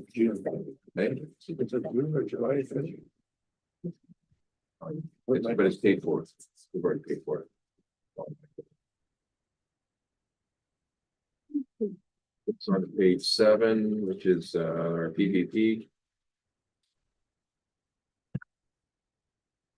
For that, page 7 is actually revenue. Page 8 starts with expenses. I don't think there's big ticket items under expenses under bylaw that we could really look at reducing. Agree? We're not gonna talk about $500 items, $200 items. Again, if we come in less than our budget, it's a bonus for everybody. Yeah, they'll just accordingly with these. The Scott Airpacks and stuff like the green apparatus, that was just a cut. But we're not there yet. We're in the bylaw page 9. Page 8. Page 8. You skipped that page. What did I? Yeah. Well, the hockey game's on. Page 8. It's got it on. Yeah. Page 8. Any comments on fire protection? We'll back up here. At this point, Councillor Allen. I understand the need for the SCBA's for the fire protection and everything. I just. The cost is very, very high for that. I know he doesn't want to do a rotational basis, but it also means that every year when they get, or I don't know if it's yearly, they get certified. The yearly, Every 10 years in bottles. 10 years? It's kind of complicated, sorry for because department for a long time. There's a way what's we've happened is we've accumulated a lot of old bottles, a lot of old equipment. So for him to change, the chances are that the new bottles don't connect to the old stuff. So he probably has to replace most of the units, which was 16 at the time, and then replace maybe 16 or 30 spare bottles. All I'm saying is we can leave it as that, or we need clarification before the actual acquisition gets done, so we can say, okay, I'll do, get a better price, or because it's a lot of money. But also See. get the numbers of units. Yeah. Yeah. Cause I think like, You don't buy. again, you're gonna have to get them recertified every so many years. Do you wanna go and have to recertify everything in 1 year? And if you have to replace them again, do you want to have another $300,000 bill to replace them again in 10 years when they're out of date again? So if you stagger them as per the different fire departments throughout the next, in a projected budget for the next years, can we just ease the cost slightly, but still have what's needed? Because it's not like they all just expired right now today. This has been going on for a little bit. Mr. Jagger. So, thank you, Ms. Mercer. So typically what happens, like Councilor said, is the fittings will not be the same, right? So if we change 1/3 this year, there is a chance that by the time you get to your 3rd year, the model that you currently have, that the bottle goes with the mask, that goes with how you refill that bottle, is not the same. So then what could end up happening is you could have to buy different adapters or different filling mechanisms or have different mask fitting devices, because now you're gonna have more than one type of unit. Right, so it's like when you have our fleet of vehicles, we're gonna try to stay with no more than 2 or 3 different types of plow trucks so that we can have X amount of parts on the shelf that we can utilize. you're gonna kind of get into the same scenario here. Yeah. And if the rotation was done pretty much all at the same time last time, there's a good chance that you could be bound by the government that if the bottles are all out of service, that you have to replace them. I think where there could be some cost savings is if there's 16 bottles and you need 16 spares, well, how many masks are coming with the new units? Are we getting just enough masks for the 16 bottles? Or are we trying to get every firefighter a new mask to go with their bunker gear, right? Sometimes those could be cost savings that we look at when we talk to that department. So I really think there needs to be a, talk with the fire chief and see exactly if there's something how we can round this up and get some price stuff. Council, To jump on what Bree was saying though, like what if we do one department? So let's say that we do maths in 1 year, then Algonquin another year. You're not mixing bottles. Those bottles all stay here. Where do they fill them? They can't, they're all together. So what happens when you go to a fire, you have 2 people go in the fire. 2 more people are on backup, and 2 more people are on standby. And then you keep rotating. Those people go in twice. After that, you change the mask, somebody else goes in. During that time in the fire, you can go up to 30 bottles there. Just keep switching them around, so very complicated if you have 2 styles of units. I think what Bill was saying is we need to just, not tonight, but sit down with the fire chief and say, listen, like, how can we take like $50,000-$60,000 off, still get you what you need, but not every fire needs a Scott air fan, just need. I think that we had before, I think it was 16 units in total. 15 units through the weeks. We see it. Councilman McCutcheon? This is just for maybe possible information purposes, but so where I work, we have breathing apparatuses. We got new ones about probably about 12 years ago. Every institution in the province got brand new ones. That manufacturer doesn't supply parts anymore. And they are completely buying brand new units. Every institution, it's a total swap. There's no phasings. You just buy them all in bulk. So it's not an uncommon practice to have one date of the rotation. Because the problem like Public Works has said, you buy one model and then it's good now. Then when you get to the next haul 5 years later, buy another pack. This high pressure hose doesn't fit this cylinder or this. It turns into a nightmare because now you got to buy adapters. But the cost is pretty high. Like I said, that number could probably get much down. So the consensus, from what I can see, is we leave the 288 grin and bear, but then ask to speak more detail from the fire chief. See if he can do something. We're not, what we decide tonight isn't the bill isn't going out to the residents tomorrow. It's a Saturday too, but you know what I mean? Like, so at least we put that on our notes that we want to talk to the fire chief and say, help us out. I just have one correction to make, if I can go back about the rent. I had that in another spreadsheet. We'll have to carry it into the budget, so I have to adjust the contracts under building to include the rent of 27,600. That change on this number up here. Yes, no, they will. You need not decrease it, like reduce the. Increase the base. Yeah. By how much?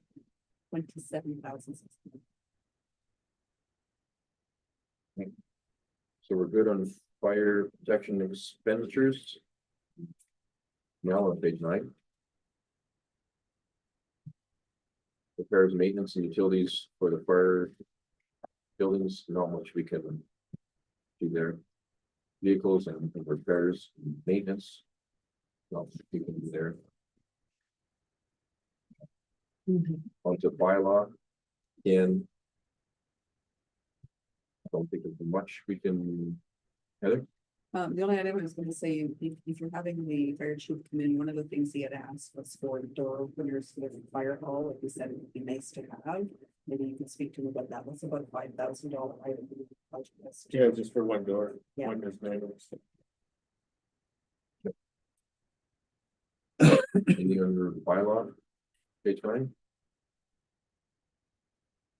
Are we still sticking with the 30,000 contract estimated? I guess we don't really have a numbers. can't we? Pardon me, it's just an estimate, right? Yeah.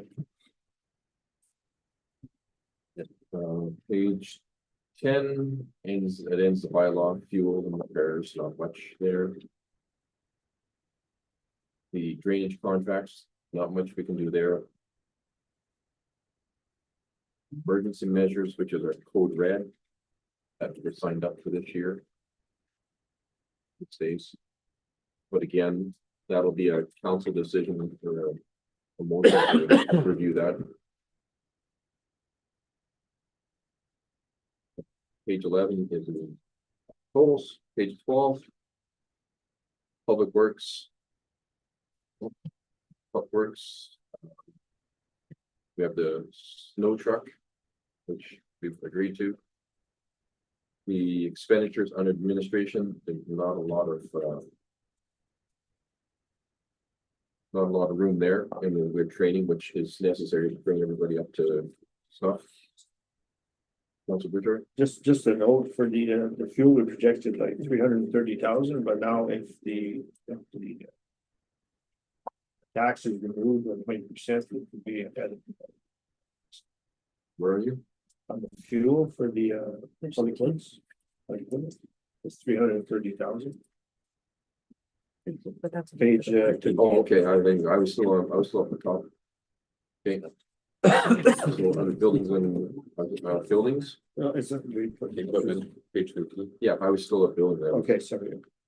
There's not much, there's wages, a little bit of utilities. Equipment, that's now equipment. So you had, go ahead with your equipment question? It was just a note that we could be ahead. Like leaving at 330,000, we could be ahead by 20% at the end of the year if we're not paying for the carbon tax. We have no guarantees that that's not gonna be. So that make sure that the rest of Revisit this on the 28th.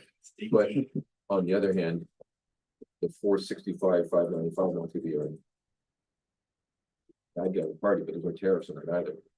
Yeah, Mhm. so. You don't wanna splitting hairs here. But again, with this, just so everybody's. But what this budget is giving to. Mr. Jagger is saying that we're giving you in this column here, $962,998 to spend on those 5 items. So do your darndest to come in under it, but if it comes up to $962,999, you gotta come to council and say. Oh, right, at least explain to us, right, but. We don't want department heads coming every 2 months or 3 months saying, we're gonna go over, we gotta give them something. That they can chew on, but they know as well as we do that. Let's be reasonable, and I think moving forward with the proper people. Running our finances, that they're going to be more realistic than we've had. Councilman Cutchin? Thank you, Mr. Mayor. The one, I think I asked this question earlier, materials and supplies. But you had the actual budget in 2023 was 221,000. 2024 was 249,000. This year we're budgeting for 465. Because of all the contractors, we didn't have to buy parts. So, In the You long. had the work interruption, so The correction. my understanding is your equipment is not in use during that. That's right. 2023 and 2024. Yeah. Yes. Yeah, that's what I did. And to give you an idea, today we did. EFTs for a month, For a week. from, and there was. Between the deliveries, the Timmins, the Gin Corps coming from the North Bay, it was. Probably $50,000 in. Exports, grader blades, hydraulic hoses, Doesn't take more Yeah. than 5 seconds to add up on it's insane. parts. And the more aging of our equipment, the more beating it takes more repair it takes. Yeah, it's just, the numbers we're getting, like the previous years, the numbers are not helping us at all here, so. No. Yeah, And I think just the comment again, just to remember. Things weren't always allocated correctly. Yeah. And again, this is going to be a good base year for us. Plus, we have our own mechanic, and at least somebody's making sure that parts actually being placed. Or. Aircraft. and as well, Ms. Larson had mentioned that we're gonna keep a running total of unit numbers. So we can tell unit 146 that we put $2,000 in it, and unit 148, we put 94,000, and then we can make that decision. And I guess for quite a few years, we didn't have a spreadsheet running, so we don't know. Under loose top maintenance. Questions or comments? Counselor Sharp. Thank you, Mr. Mayor. My question is to the director, see if we had a chance to get some pricing. On stock. No, to remove loose top, put hard top. Oh, the contact that you gave me last night. I called the individual, they are not in town next week, the week after. They will stop in and give us locations on the 3 locations that we have. Are we adjusting or are we leaving it as is? So my suggestion, because if we look at the grant and what the grant was able to do. Is that the grant will do our gravel, salt replacements, brushing. And ditching on X amount of roads for the grant amount. And then the 450 that we had in our budget for gravel. We would not use any of that for gravel. And then let's see where these 3 estimates come in, and then that's what I would use instead of. Okay, so we don't have to change that. Not until I get the estimates, His estimator may be coming through next Thursday, and if so, he's gonna try to come in to get this some quick figures as well. In conversations, he's pretty optimistic that we can come in below that 450 number that was for gravel. It's gonna be the bulk on the road that is. Yep. I do have a question on that though, that I didn't have a chance to ask Heather today. Is if we remove the gravel from Belgani Road and we do some centerline culverts before putting on the asphalt, can we apply those centerline culverts to that grant? Pardon? To Norris. Yes. Yeah, but it's in terms of addressing. I'm just something to ponder off that. Yeah, I'll look into it. Thank you. Any comments on your loose top? Are you okay with my council government? Yes. Okay. Hard top maintenance, questions, comments there?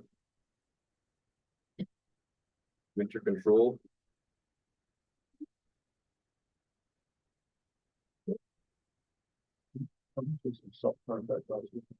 Pardon me? What was our sand contract last year?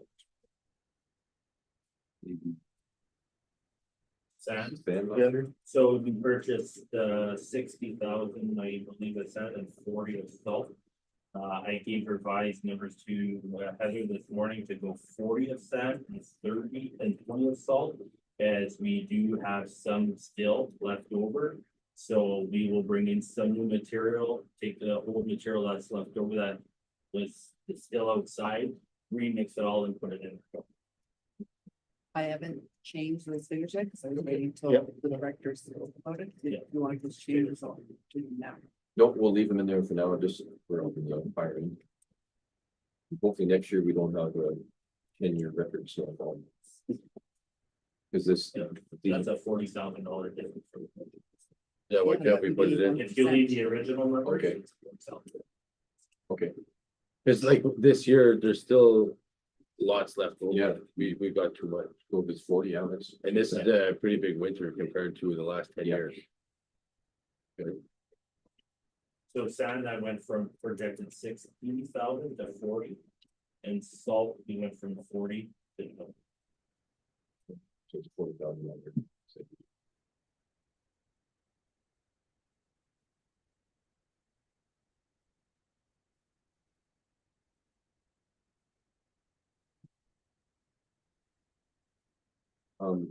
Just to back up back up to loose stuff, we have 193 in there for calcium. Are we okay with that? So I've talked to other surrounding communities and they don't spend anywhere near that. They don't have as many gravel roads as we do either, but. I heard from some of our residents that we were just applying it stop sign to stop sign, well, we could have been more frugal with it. We were a little bit late too, I think. Well, we're very late. So I got two quotations back from two different suppliers. And unit price is pretty much the same price as last year. And the ones that are won't charge us any kind of travel time when you're applying the calcium. So to answer your question, I don't know how much calcium it takes to apply on our roads. I haven't been here. But if we're looking at, we just want to do in front of houses as opposed to full roads. I'm not sure exactly what's been done in the past, but I We'll leave it at the 193, I guess, for now.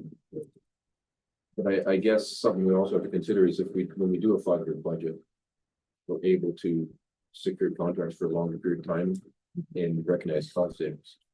So that if a gentleman's gonna provide gravel for 1 year only, and he doesn't know if he's got the next 4 or 5 years, he's not gonna, do a good job. Even refrigeration here, I think we mentioned at the arena, we lock somebody in on a 5-year budget, and our costs can reduce considerably. Questions on urban maintenance? Mowing and cat freeze and coverage. Rural maintenance, which is bridges and culverts and ditching. Any comments there? I did remove 20,000. You do have quite a bit of culverts in our yard right now. I don't have an exact list of what we have, but we should be able to place quite a bit of those. Okay. So that's 20,000.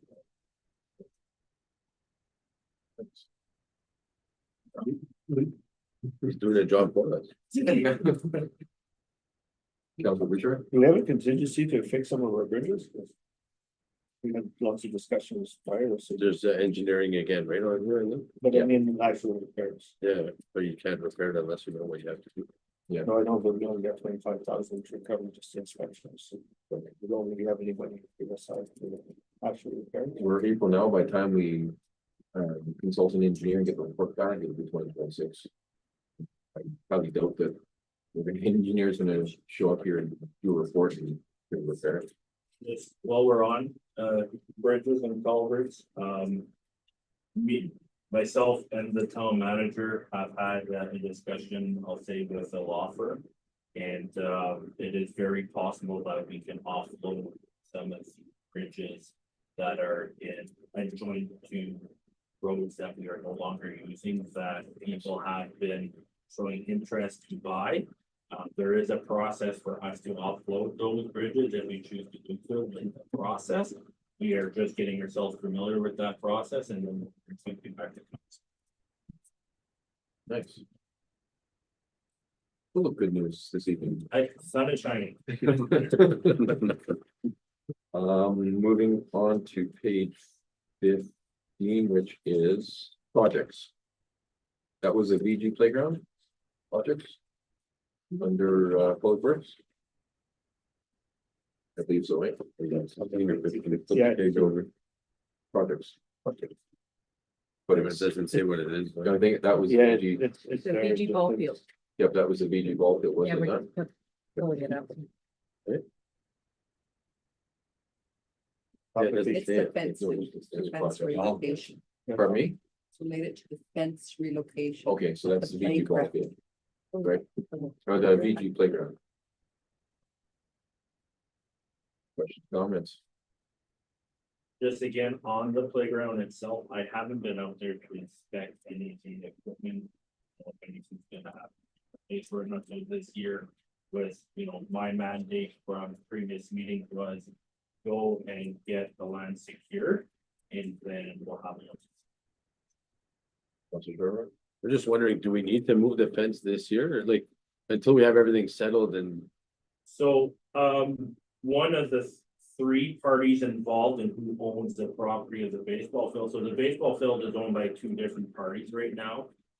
There's the guy who owns, the school owns a portion of it, and then the church diocese owns 3/3 of it. Or, yeah, 2/3. 2/3, and 3/3 would have been all of it, right? So,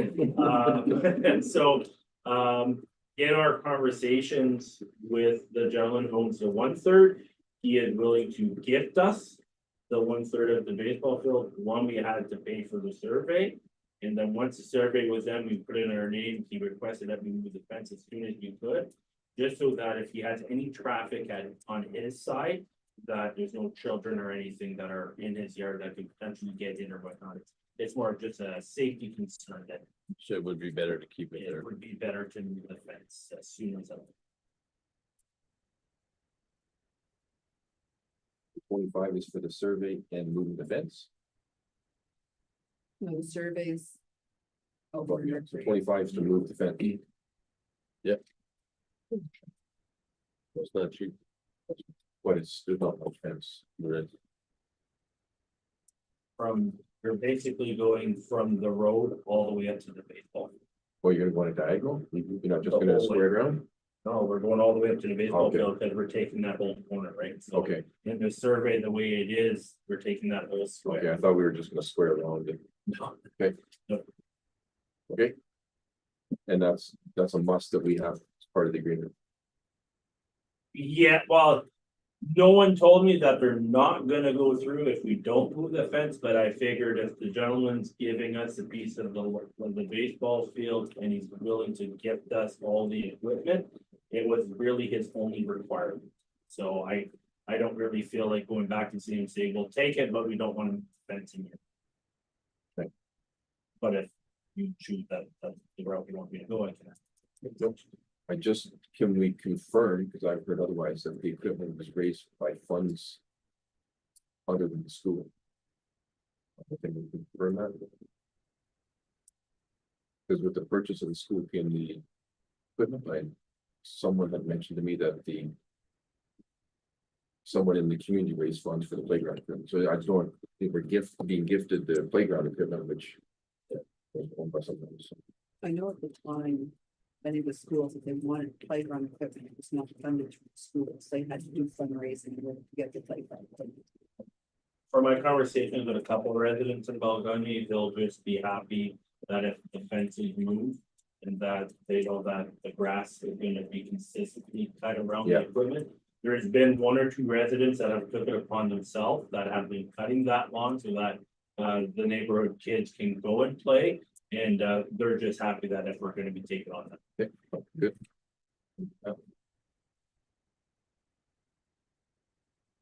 Street lighting, questions or comments? Sidewalk maintenance and snow plowing. Public items. And the street lighting, is that including all those plugins that aren't working? With their beautiful stars that, We should get that. Yeah, so that price, when I talked with them, they were basically. Tell us how much money you have, and then you will come and you tell us where to go. So with our CGIS system, right now, our streetlights are identified, but they're not numbered. So we're going through the process right now of trying to get them numbered, so then we can do our own audit to see what lights are working and not working, so that we're not paying a third party to come in. The light isn't working, and then once that report is done, we can pick what lights we want them to go and evaluate first. The tricky part, what they told us is. Most of the time, it's not the light bulb that's burning. There's another problem with with the actual post or the ground or something on why the light's not working. So you could end up fixing 2 lights with that budget. Or you can fix 50 lights with that.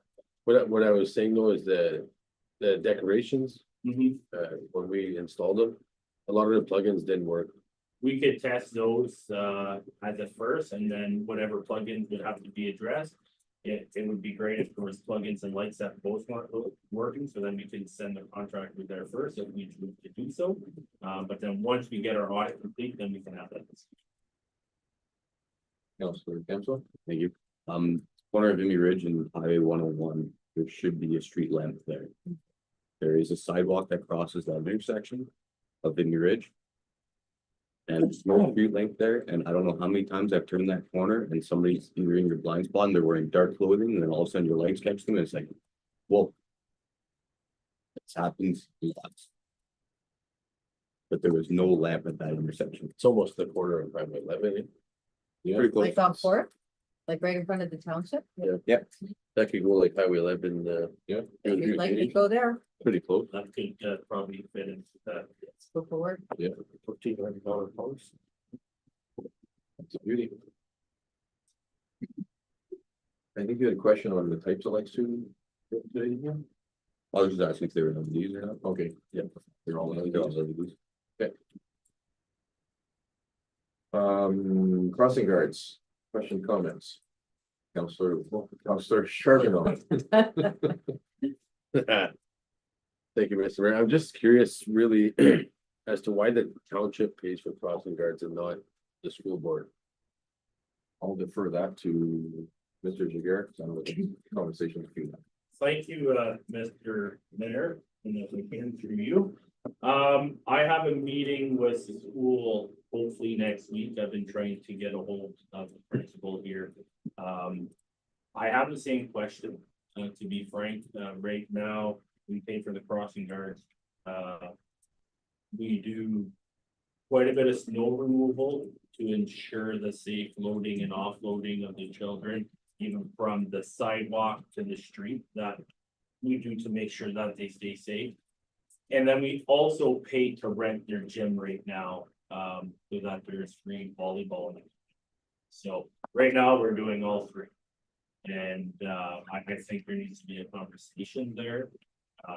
And yeah, crossing guards paid for by the community is something that I've never been a part of. I don't know if there's a pre-existing letter or agreement out there, but I just find it weird, like, we don't pay for bus drivers, we shouldn't pay for crossing guards. No, I fully agree. Been And that way as long. It's a liability on, Yeah, there's liability. The school board used to pay for the crossing guards. But is there legislation that says that? I the don't township know if it has? still does. well, I don't And think we just any of sort the of communities continue does, right? forward, yeah. I don't think so, it says you have to. I think it's time for a change. Because if you go at Erie Falls, they got rid of their crossing guards a couple of years ago. Budget cuts. So how should you want to handle this? I believe we should possibly pay for the crossing guards for the remainder of this school year. That way there, it would give the school time to decide what they want to do for next year in August, starting up. Because, you know, the safety of the children, I think, need to be our number one priority. So I think going until the end of the school year, then we could prorate this number, right? And then that gives time for the people that are currently doing it, and alternative work, if the school decides not to keep them on board. And then it also gives the school time to come up with a different solution. So you mean it would be prorated for the rest of the year and then not in September? Yeah, exactly. Then that gives us time to have a conversation with the school and let them know that this year we've decided that we're going in a different route and that we will no longer be supplying the crossing guards for free.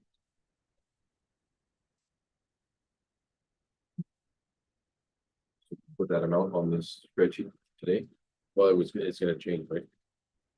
Well, if it's prorated, it's 50%, you get 5 months in the spring, 5 months in the fall. Less than 50%, because we're already in April. But we could just take 50% off for now and Yeah. And that's again, that's if that's what counts.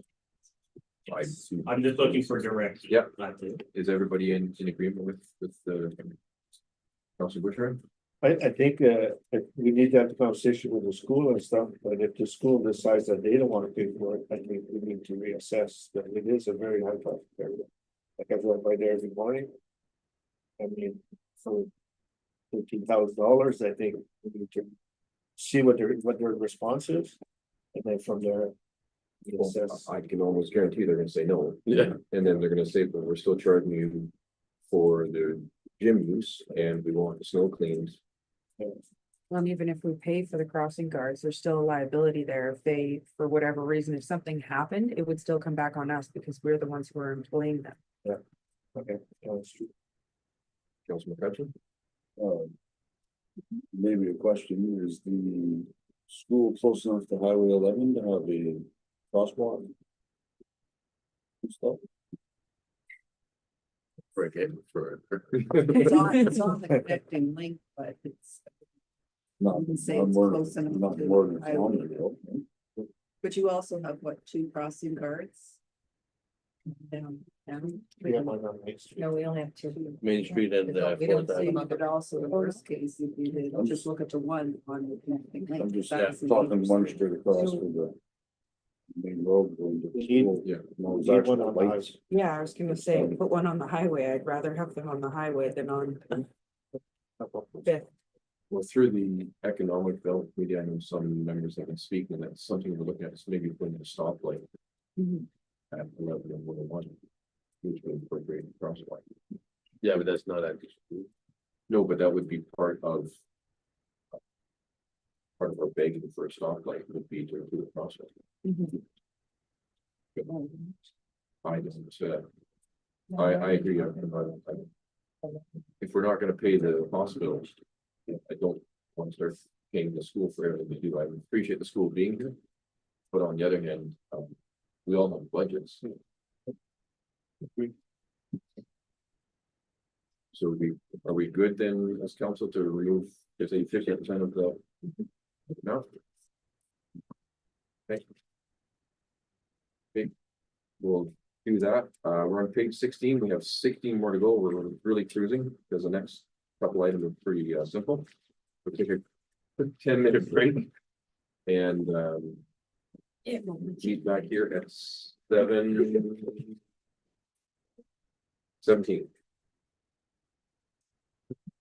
Precise.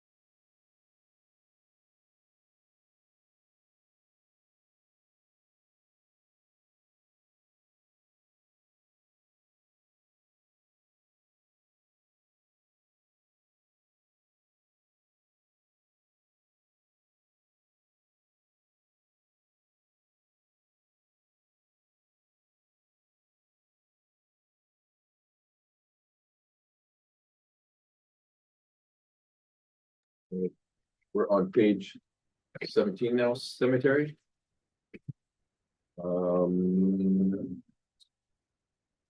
Expenditures, and keep in mind too that we're only talking expenditures here. Through our council means we can find ways to increase revenue, like, which the columbarium was one source, but tonight we're only getting expenditures. Stars. I can also. As I'm a little caught up, totally look at the user fees. Bring that back and, you know, that will could create more revenue. Yeah, and I think probably all in agreement here that we have to look at our user fees for our planning, our building, our parking tickets, all that. Everything. Yeah. Everything. Everything. Yeah, Everything. we need to get it caught up. Perfect. So I'll be ready for Tuesday's meeting? Yes, Perfect. live stream you from the beach. Under expenses for the cemetery, there's not a lot of wiggle room there. Everyone agrees there. We're on page 19, which is recreation. Page 20, actually. 20, there's the parks. Which we have expenses of 60 grand now. And that is due to the revised installation cost for the park on Park Street, the park and Park Street. Councilor Trevor? I think part of that from yesterday, if I recall properly, there was 5,000 for Gautier Lake. Yeah.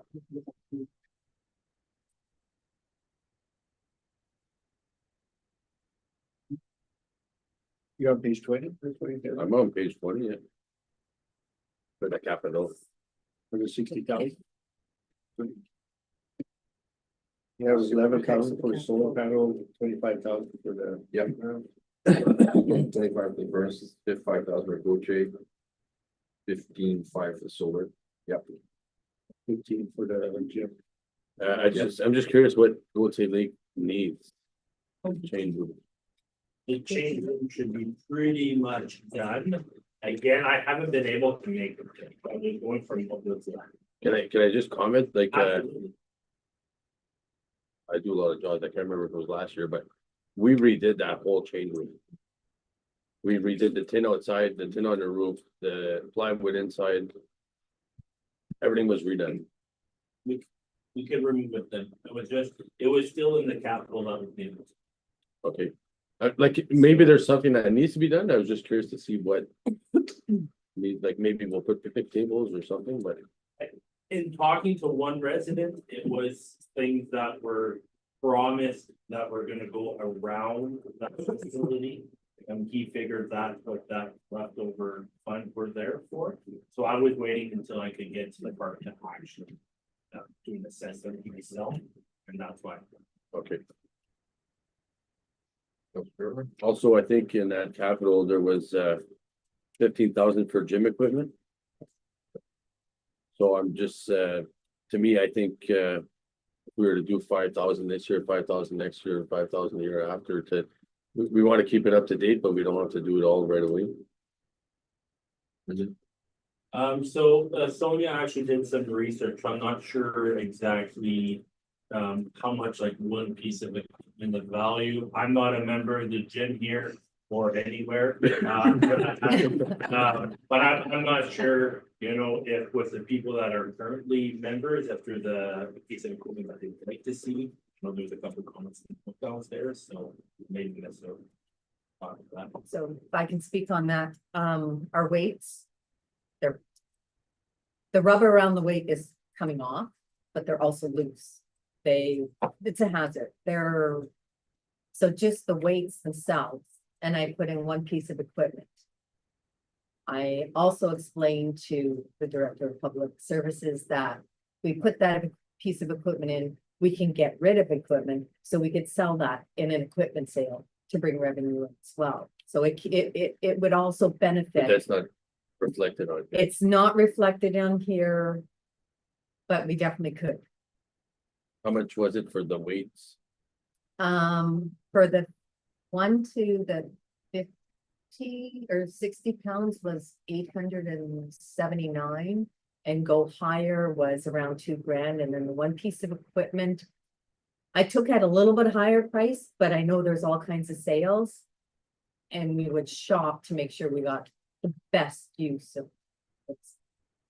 I do go to the gym, so that's different things I've been looking at.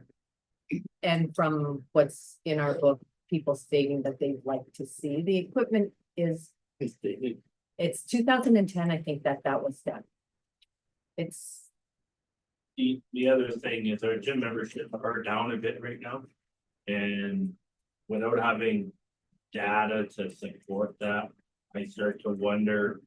Are people just like, okay, I've done this and now I've like, there's nothing new happening here. So and it's getting night, I'm just gonna go for a walk around town because there's nothing new happening in the gym. I don't know, so maybe a new piece of equipment might bring in a couple of new people, if it's, especially if it's a new piece A of equipment universal. that we don't currently have, right, altogether. So again, until you do it, I'm not sure. So if we go ahead, can we make sure that we advertise it to try and increase memberships Absolutely. to help pay for them? I've been talking with Sonia a little bit and also with Lisa. And we would like to do some kind of like gym membership drive in the future if possible to try and entice more people. to Sign up. Counselor Richard? I'm sorry, thank you. Just to know too, like if we get a revenue of 15, then we spend 15, I mean. It keeps people in the gym, keeps the gym going and stuff like that. My wife used to take care of some of the gym stuff and some of the equipment there. Really expensive. But I just glanced in there the other day and some of the equipment and stuff. To me, not going to the gym a lot, I can see that some of them people mistake. It needs a bit of a refurbishment. That could be a task that we get council to engage as they increase memberships. If we spend $15,000 on equipment, we want to see memberships go up by X% or something, just to help offset the cost. I will, also one other comment, I know when I'm in there. I'll get the comments that even the free weights, we need heavier. Like when you're talking a man who, you know, can lift a little bit more than 50 pounds.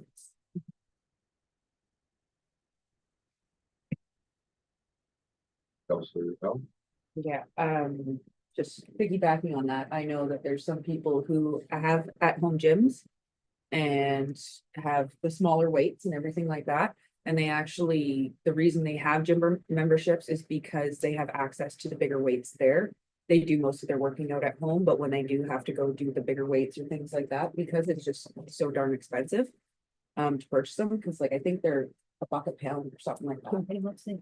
Yeah, so a 100-pound weight is $100. So not everyone's out there purchasing 4, 5, 6 of these to leg press or whatever. So that is a good something to look at. Any other comments under that portion? I just clarify, was Yep. the Goche Lake staying there or being? I think it's gonna stay there. Yeah. I would rather keep it there if possible. That way there, if there is a couple minor things, then we can close that file and then not have to revisit those. I would just like to see it, and like if, because like I said, I've worked there, I've been there. If we do spend this, I'd like to see it nice, like, you know, if there's missing cricket tables, let's make it. I will bring anything I do, will always come back to council. It's a nice area, I don't know. if anybody's been there, but, yeah.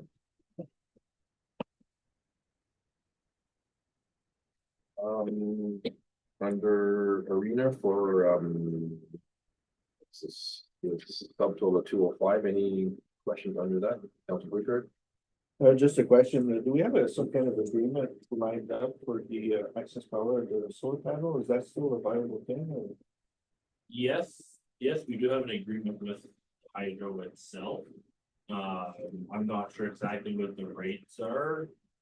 in talking with Vision 9, their only concern at this part is, or at this time, is that if we don't install some kind of monitoring system, the only way for us to guarantee that the system is up and running is to physically go to the field and check it. So, in those first estimates that they would have given you guys on what your return is, could drastically change if that system starts to have downtime, right? If you're not monitoring in real time.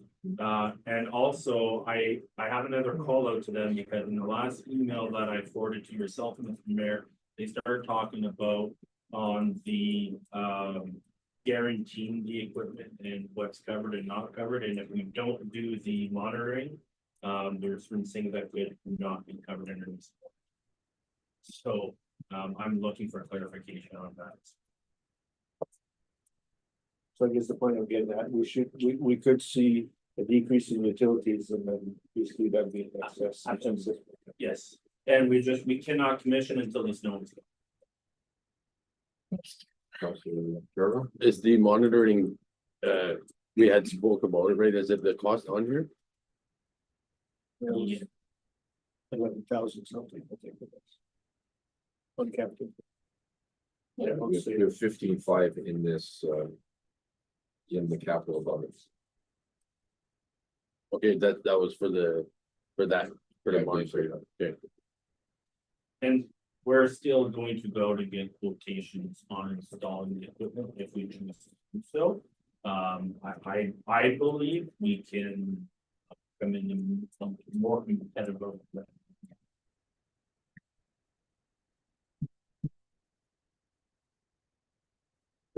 Move on to vehicles for the arena. 65 for fuel, 8 for repairs and maintenance. Pretty, Councilor Carroll. For 2025, are we planning on doing anything with the old Zamboni or are we just keeping it for now? I don't. For the Junior again. Looking for direction from council. The new one went into circulation very late in the season. No major issues once we actually figured out how to use the unit. So at this time, my recommendation would be to go and try to sell it. And to start looking at those avenues. As I also want to point out that we've been having either the new one or the old one underneath the heated roof, free of charge. So I don't want to overstay our welcome as well. So we should come up with a. So if you feel comfortable that the new one, Olympia, is working well, should be no problem with them sale. In the event that there is an issue with us, we have neighboring communities that have one in reserve. So there's no sense for us to also have to keep one in reserve. I've had conversation with 3 other communities and all 3 of them are willing to work with us in the event that something would ever happen. We could get a number. So can we give you that direction now? Absolutely, Mr. Everybody's in agreement with that? Okay. And the gentleman that's been storing it under the heated roof, should be thanking. Just a note on that, and next week it's gonna get moved to the full storage, but it's still. Because I think you space. Thank you. Just like we can get into the further direction, but I've never sold one before, so I'm guessing we just don't want to go to like the dollar auction on this, but I'll reach out, I guess, to maybe the supplier and see what they have for you. As a first step, and then I'll bring back maybe a couple options. Good.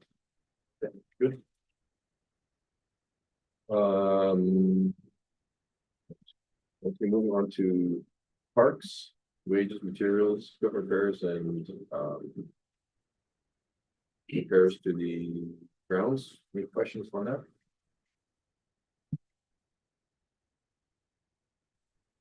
That adjustment you made this morning was, this afternoon was to Park Street, right?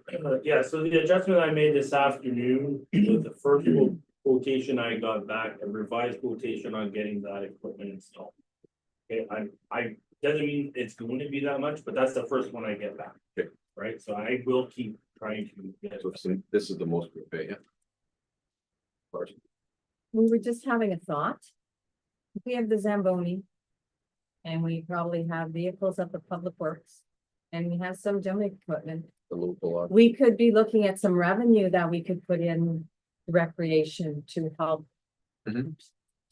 And it doesn't have to be a huge figure, but we could put something in to offset that cost, because there's like at the gym.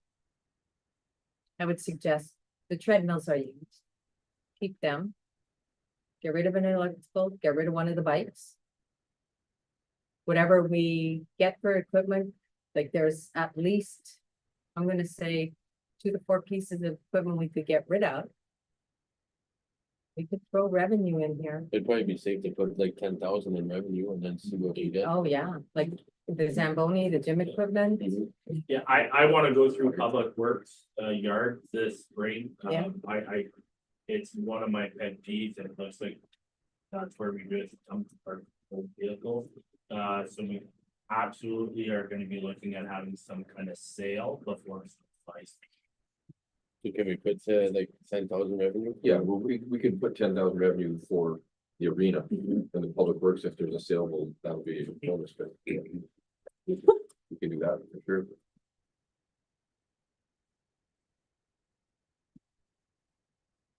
Okay. Ball fields, question, comments on ball fields? Ball field, should say. So I basically did decrease that as well with Heather this morning. I believe we started off at 27 and then we brought her down to 23. I'm correct? Yeah. And that's basically, let's get ownership of it this year. Let's go in and do an assessment and then budget for 2026 to be in full operation. Because the field hasn't been used in so long, I don't want to give anyone false hope that we're playing ball there in July, right? There's a lot of groundwork that needs to be done before we actually get using the field. So let's use this year as purchasing, securing, and getting ready for the fall. I also think that. Our new committee, the BRM events, adding BRM events, is that what it's called? Yep. Committee. Yeah. That they can be heavily involved in fundraising and work days to help reduce the cost, right?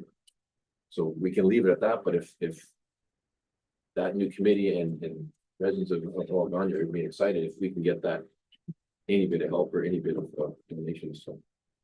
And if the field is ready by August and people want to use it, play ball. Yeah. Right, like, you know what to get. Yep, okay.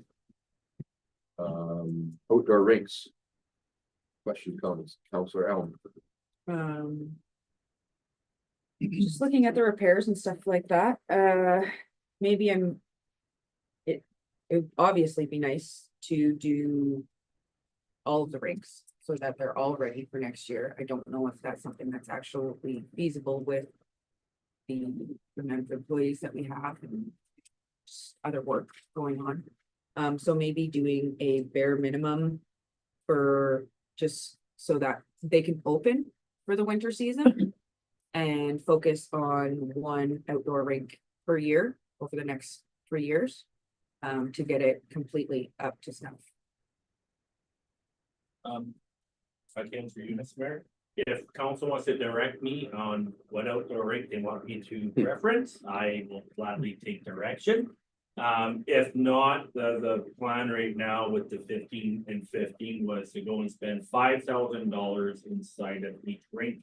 Toilets, sinks, little odds and ends as a common, all 3 of our outdoor rinks, they all need it. And then on the outside of this year was to temporarily re-secure the boards as well as we could and make sure that we have functioning lights at all 3 of our outdoor rinks. That's what the 5 and 5 was pretty much generated for, but I'll take direction and then. Councilor Sherman? Thank you, Mr. Mayor. I feel, I mean, we're doing pretty good. I feel that we should maybe put that to 30-30. I'd like to encourage the kids and, I mean, we want to bring people in our community. You want to bring young families with kids, you need activities. Like I said, I think we're doing pretty good. I think we can maybe afford to help some children around here, you know, we're doing good with the ball field, with the rinks. Okay, bring some life back to the community. Okay, Councilor Council?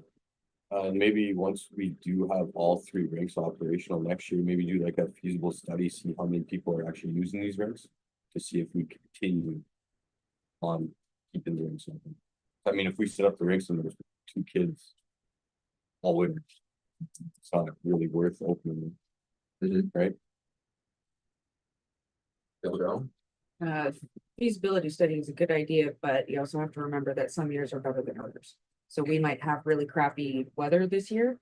And yeah, we might only see 2 or 3 kids out on the rinks this year, but next year we might have fantastic weather for it and there's 20 kids out there on the rink all the time.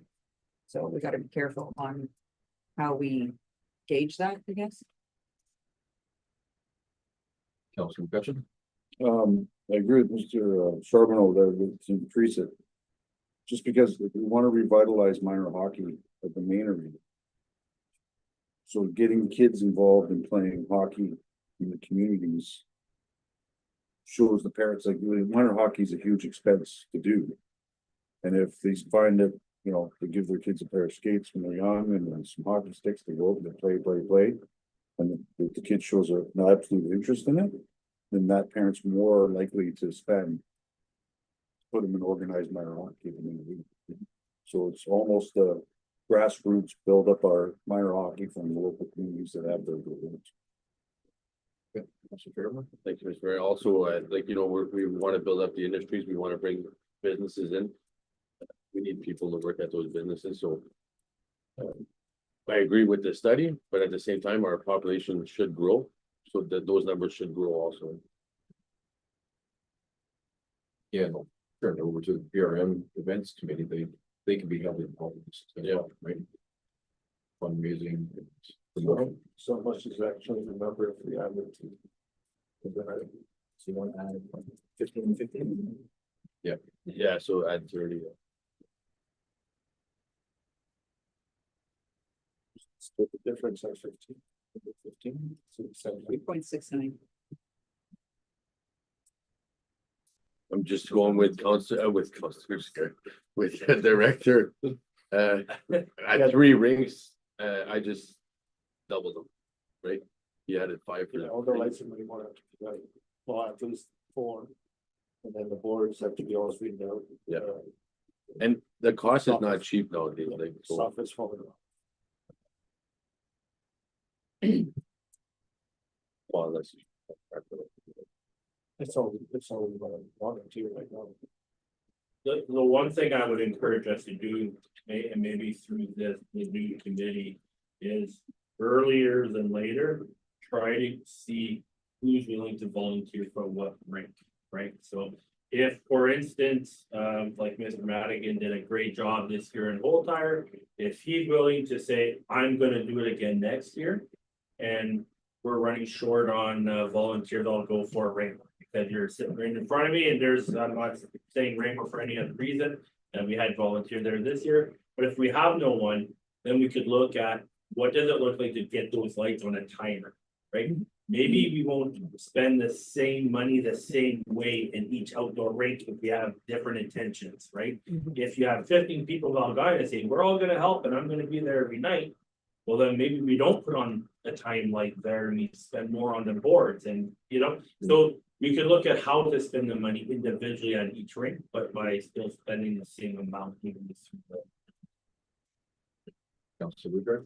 Yeah, the one thing I had brought up with the director of rec was to maybe consider having at least one camera in each change building. I think there was some vandalism done in the one in Waltire, and I know that was taken care of one in Raymore. it was always a concern because you're not there all the time, so kids are changing, they're by themselves and all that, so at least it would kind of help on the liability part of it. To monitor it. That could fall within. Yeah. 10. Yeah. You'll be okay with, putting the 30 under the rings in? Okay, so we have big visions of ball fields and 2 playgrounds and 3 outdoor rinks. Okay, we're fired. Matheson is happening.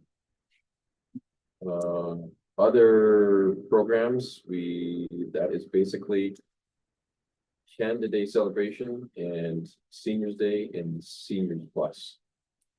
Yeah, under materials and supplies. Yeah, it's not just seniors day, any of those special events, I think that committee wants to sort of Yeah. organize. I can run you off a couple. Okay. Like, there's Mayor for a Day, but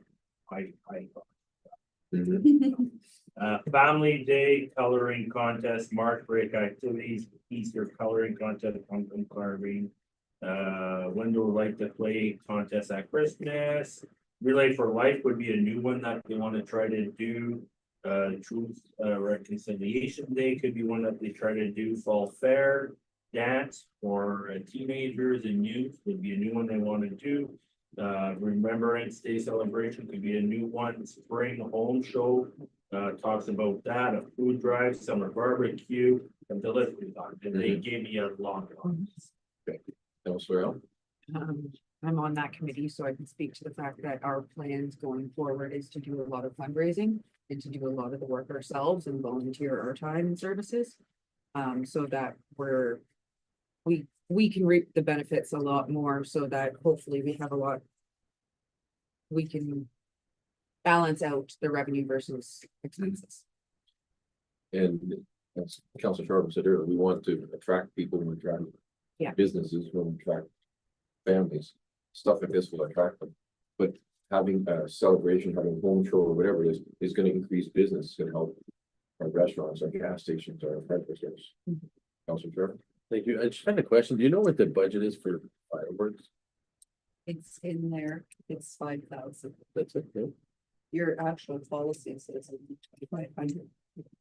In here is 5,000. Is it Canada Day budget is 15,000, which 5 is for fireworks.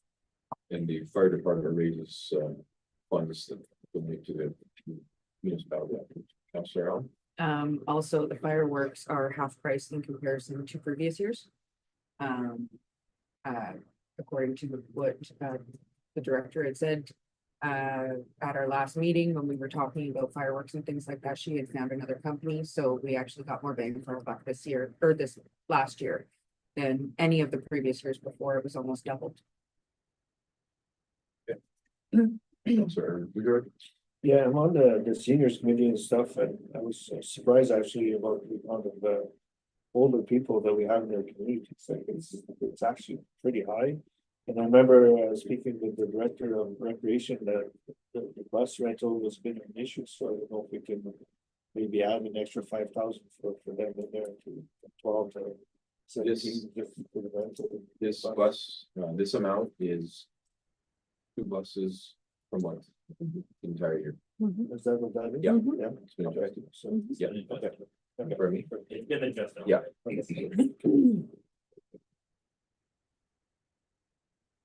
Moving on to page 22, Masson boat launch. Question or comments on the boat launch?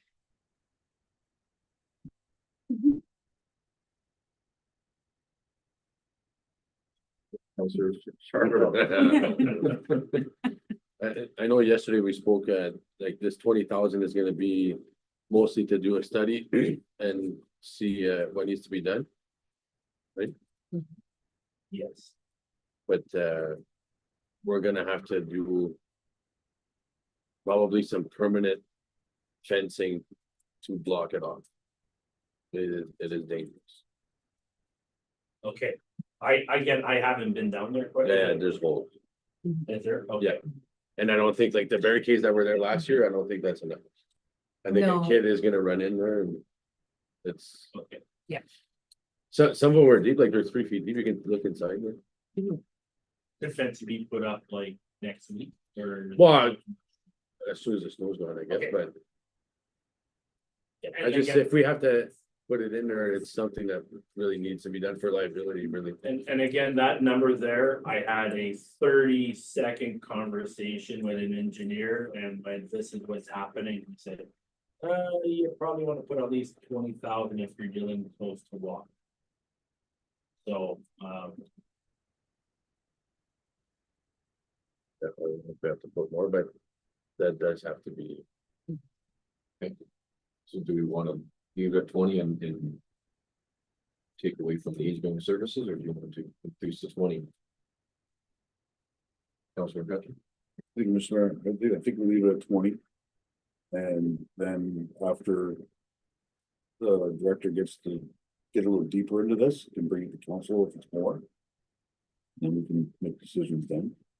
Priority would be to put up the barricade. Put up the barricade, block it, but.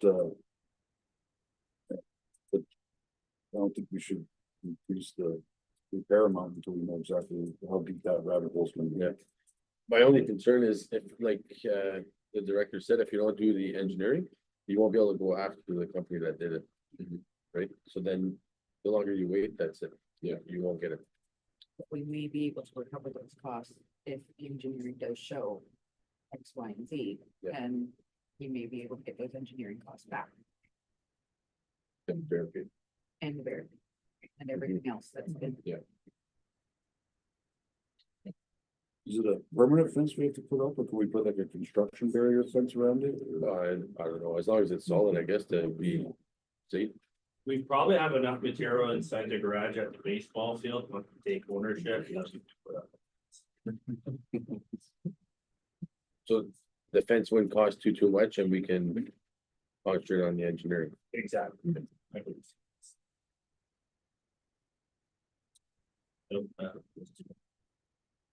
Councilor Boucher? Sorry, do we have any plans to do a bit of repair on the track? Is there anybody that's At this time, there is nothing in the budget, no one had brought nothing to my attention. holes about that big? Well, Trailer, you know, goes right into that. In the actual pad, like in the water you're talking about? Has you back in up there, the whole time, that's bigger chunks. Seen the guy last year fall. Well, the one thing we could do is we could check to see how much this engineering is around. Yeah. See what it happens. I think because it's river where it's located, that you're gonna have constant issues with that, to put that in, just at washing away. I know that at my in-laws place where they have a boat launch similar to that. You put lots of material down and it was all gone the next summer because. Yeah, no, we have concrete too, but I just mean it washes it away and then it takes all the under out from it. And then just starts cracking. Like this one is like.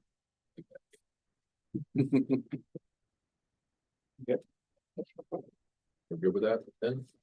Okay. Page 23, library. Not much on the expenditure side, wages and stationery, books. Books are a necessity to purchase to operate the library. Any comments on that first, the subsection there was insurance and taking the 10 grand out of reserves to put towards the random door.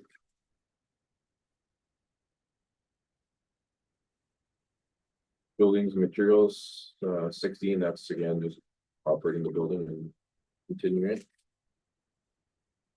Page 25, 26 is our museum. Is currently closed, but we're still heat, hydro, and water.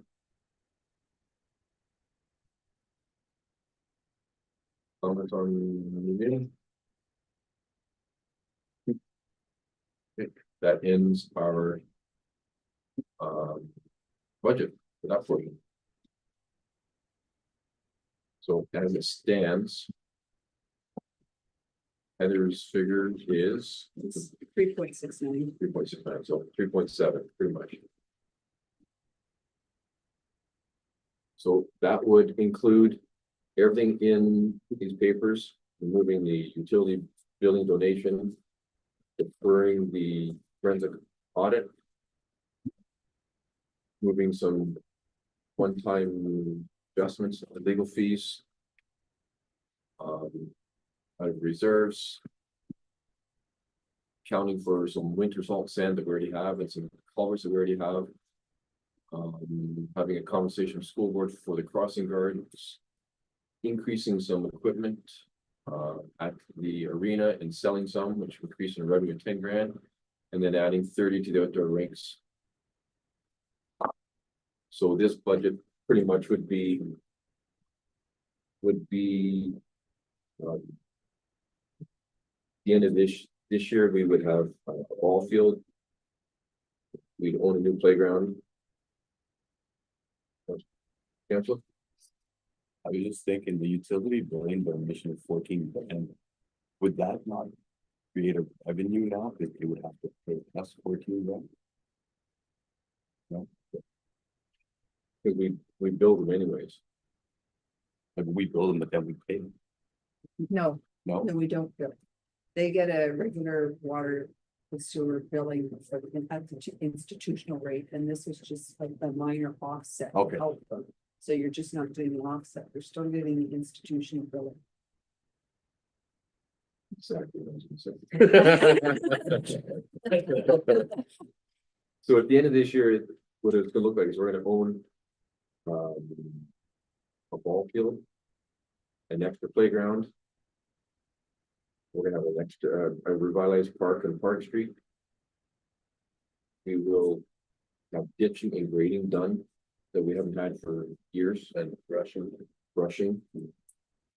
We will have 3 outdoor rinks and buildings being used. A new park, yeah, new park. So, Pickleball and swimming, pardon me? pickleball and swimming. So if I can, with these numbers. We still don't know what the repaving or paving number is going to be for any of the 3 again, I don't want to be the Debbie Downer there, because I was pretty positive this evening. But we don't have those numbers yet, Nope. right? There's 3 locations there, so I don't know enough of that to tell you what those numbers can even possibly be, but that's, you know. We still have those numbers to come. Yep. The one way to maybe offset some of this is like, the old township building. If, you know, if we don't envision ourselves ever going there, if we were to ever like declare that surplus. And sell it, someone who wants to do like a 4-plex or, you know, maybe some apartment buildings or something, we would maybe be able to get some revenue that way. Because we're going there every month to check on these things, and I'm not sure what the plan is, like, we'd be looking for direction this year on what does council want to see with these buildings that we are currently heating. And that we're paying insurances on, but we're not utilizing, and I think that one there. In speaking with the town manager last week. Asked for some information, and I think I'm gonna task council is. Just those same questions, right? Where do we see ourselves in a year, 2 years? Are we still renting? Are we building? Are we adding on? Are we renovating? Where do we see all our buildings that we have? And our properties that we have? Because if we're gonna end up with a bunch of properties that. Are available to be declared surplus, we have to. Get them out there and get them sold, and if we already have property we're not using. That can be income for us and can generate taxes. Same with buildings. We've got a few buildings that we could get rid of. We could. Like I know DSAP had mentioned at one point when they're down here that they'd be interested. In the old office building to put in a bunch of townhouses. That is something that we need to consider. It's hard to do it during a regular council meeting, but if we can all come with our ideas. But if we get a bunch of townhouses, we're gonna get. Places for families to stay, we have parks now, they're gonna start using our facilities, they're gonna start going to their gyms, we're gonna create tax revenue from all this. So, I think our council is more progressive and advanced than we've seen in years. So as long as we put that effort into it.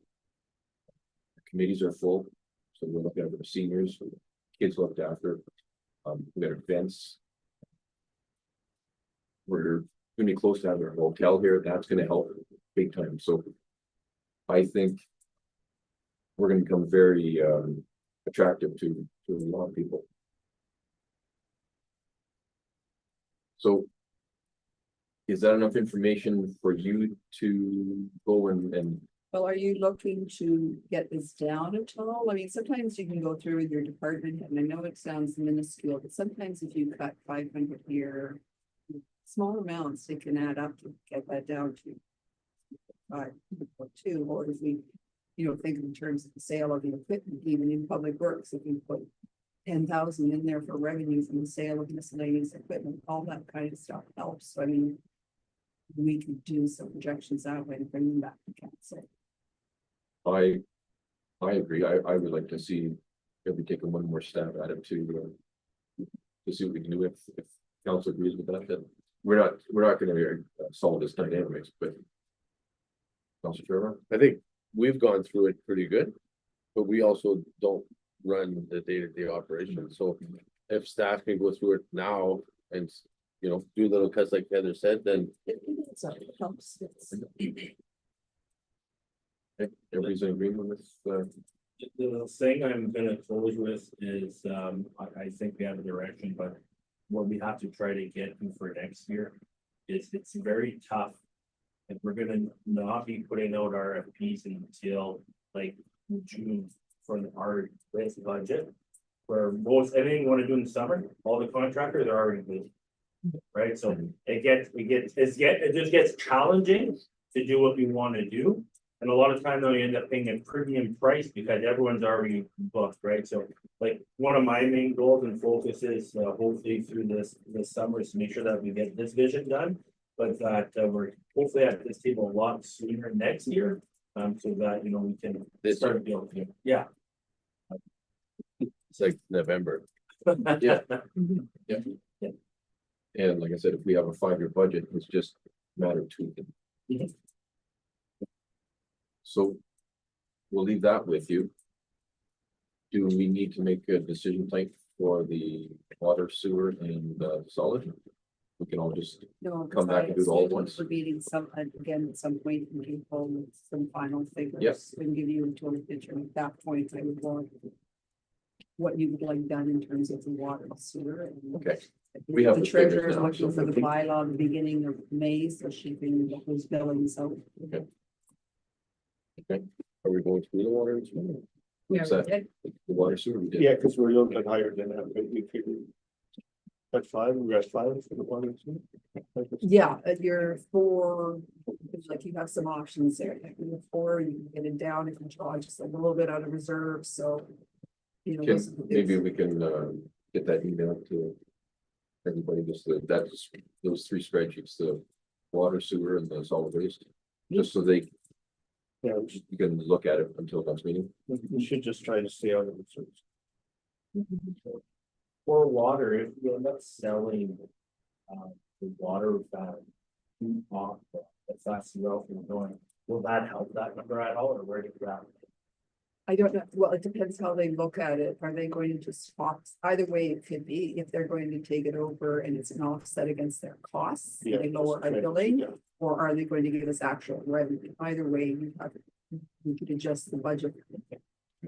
And if that's the way we're going, I would like, if that's the way we think we're going, I would like to get that appraised, and then we can have a tentative number on what it's gonna be, so then we can have that. Okay. Okay. Are there any other questions or comments on what we've seen over the last 2 days?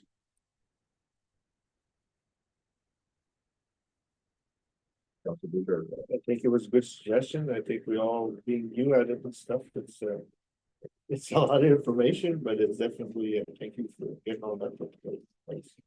It gives us I think for me, anyways, it gives us a very good picture of what's going on, but, Where your tax dollars are going. And we've been very lucky to have Heather here with us and her expertise, her knowledge, like, I can't thank her enough. we thank you and all the department members, everybody was Yes. involved. Yes, And obviously, while you're doing the budget, someone else is helping do your job, so everybody deserves it. Oh, Big yes. round of most definitely. appreciation. Thank you guys for sitting through 8 hours of budget talks. 2 days, so very good. So we're good to go. We can move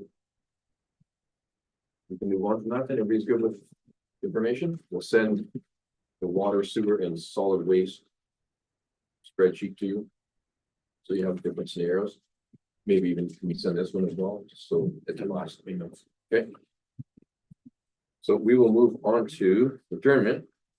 Moved by Councillor McCutcheon, seconded by Councillor Charbonneau. Be it resolved, this special council meeting is hereby adjourned at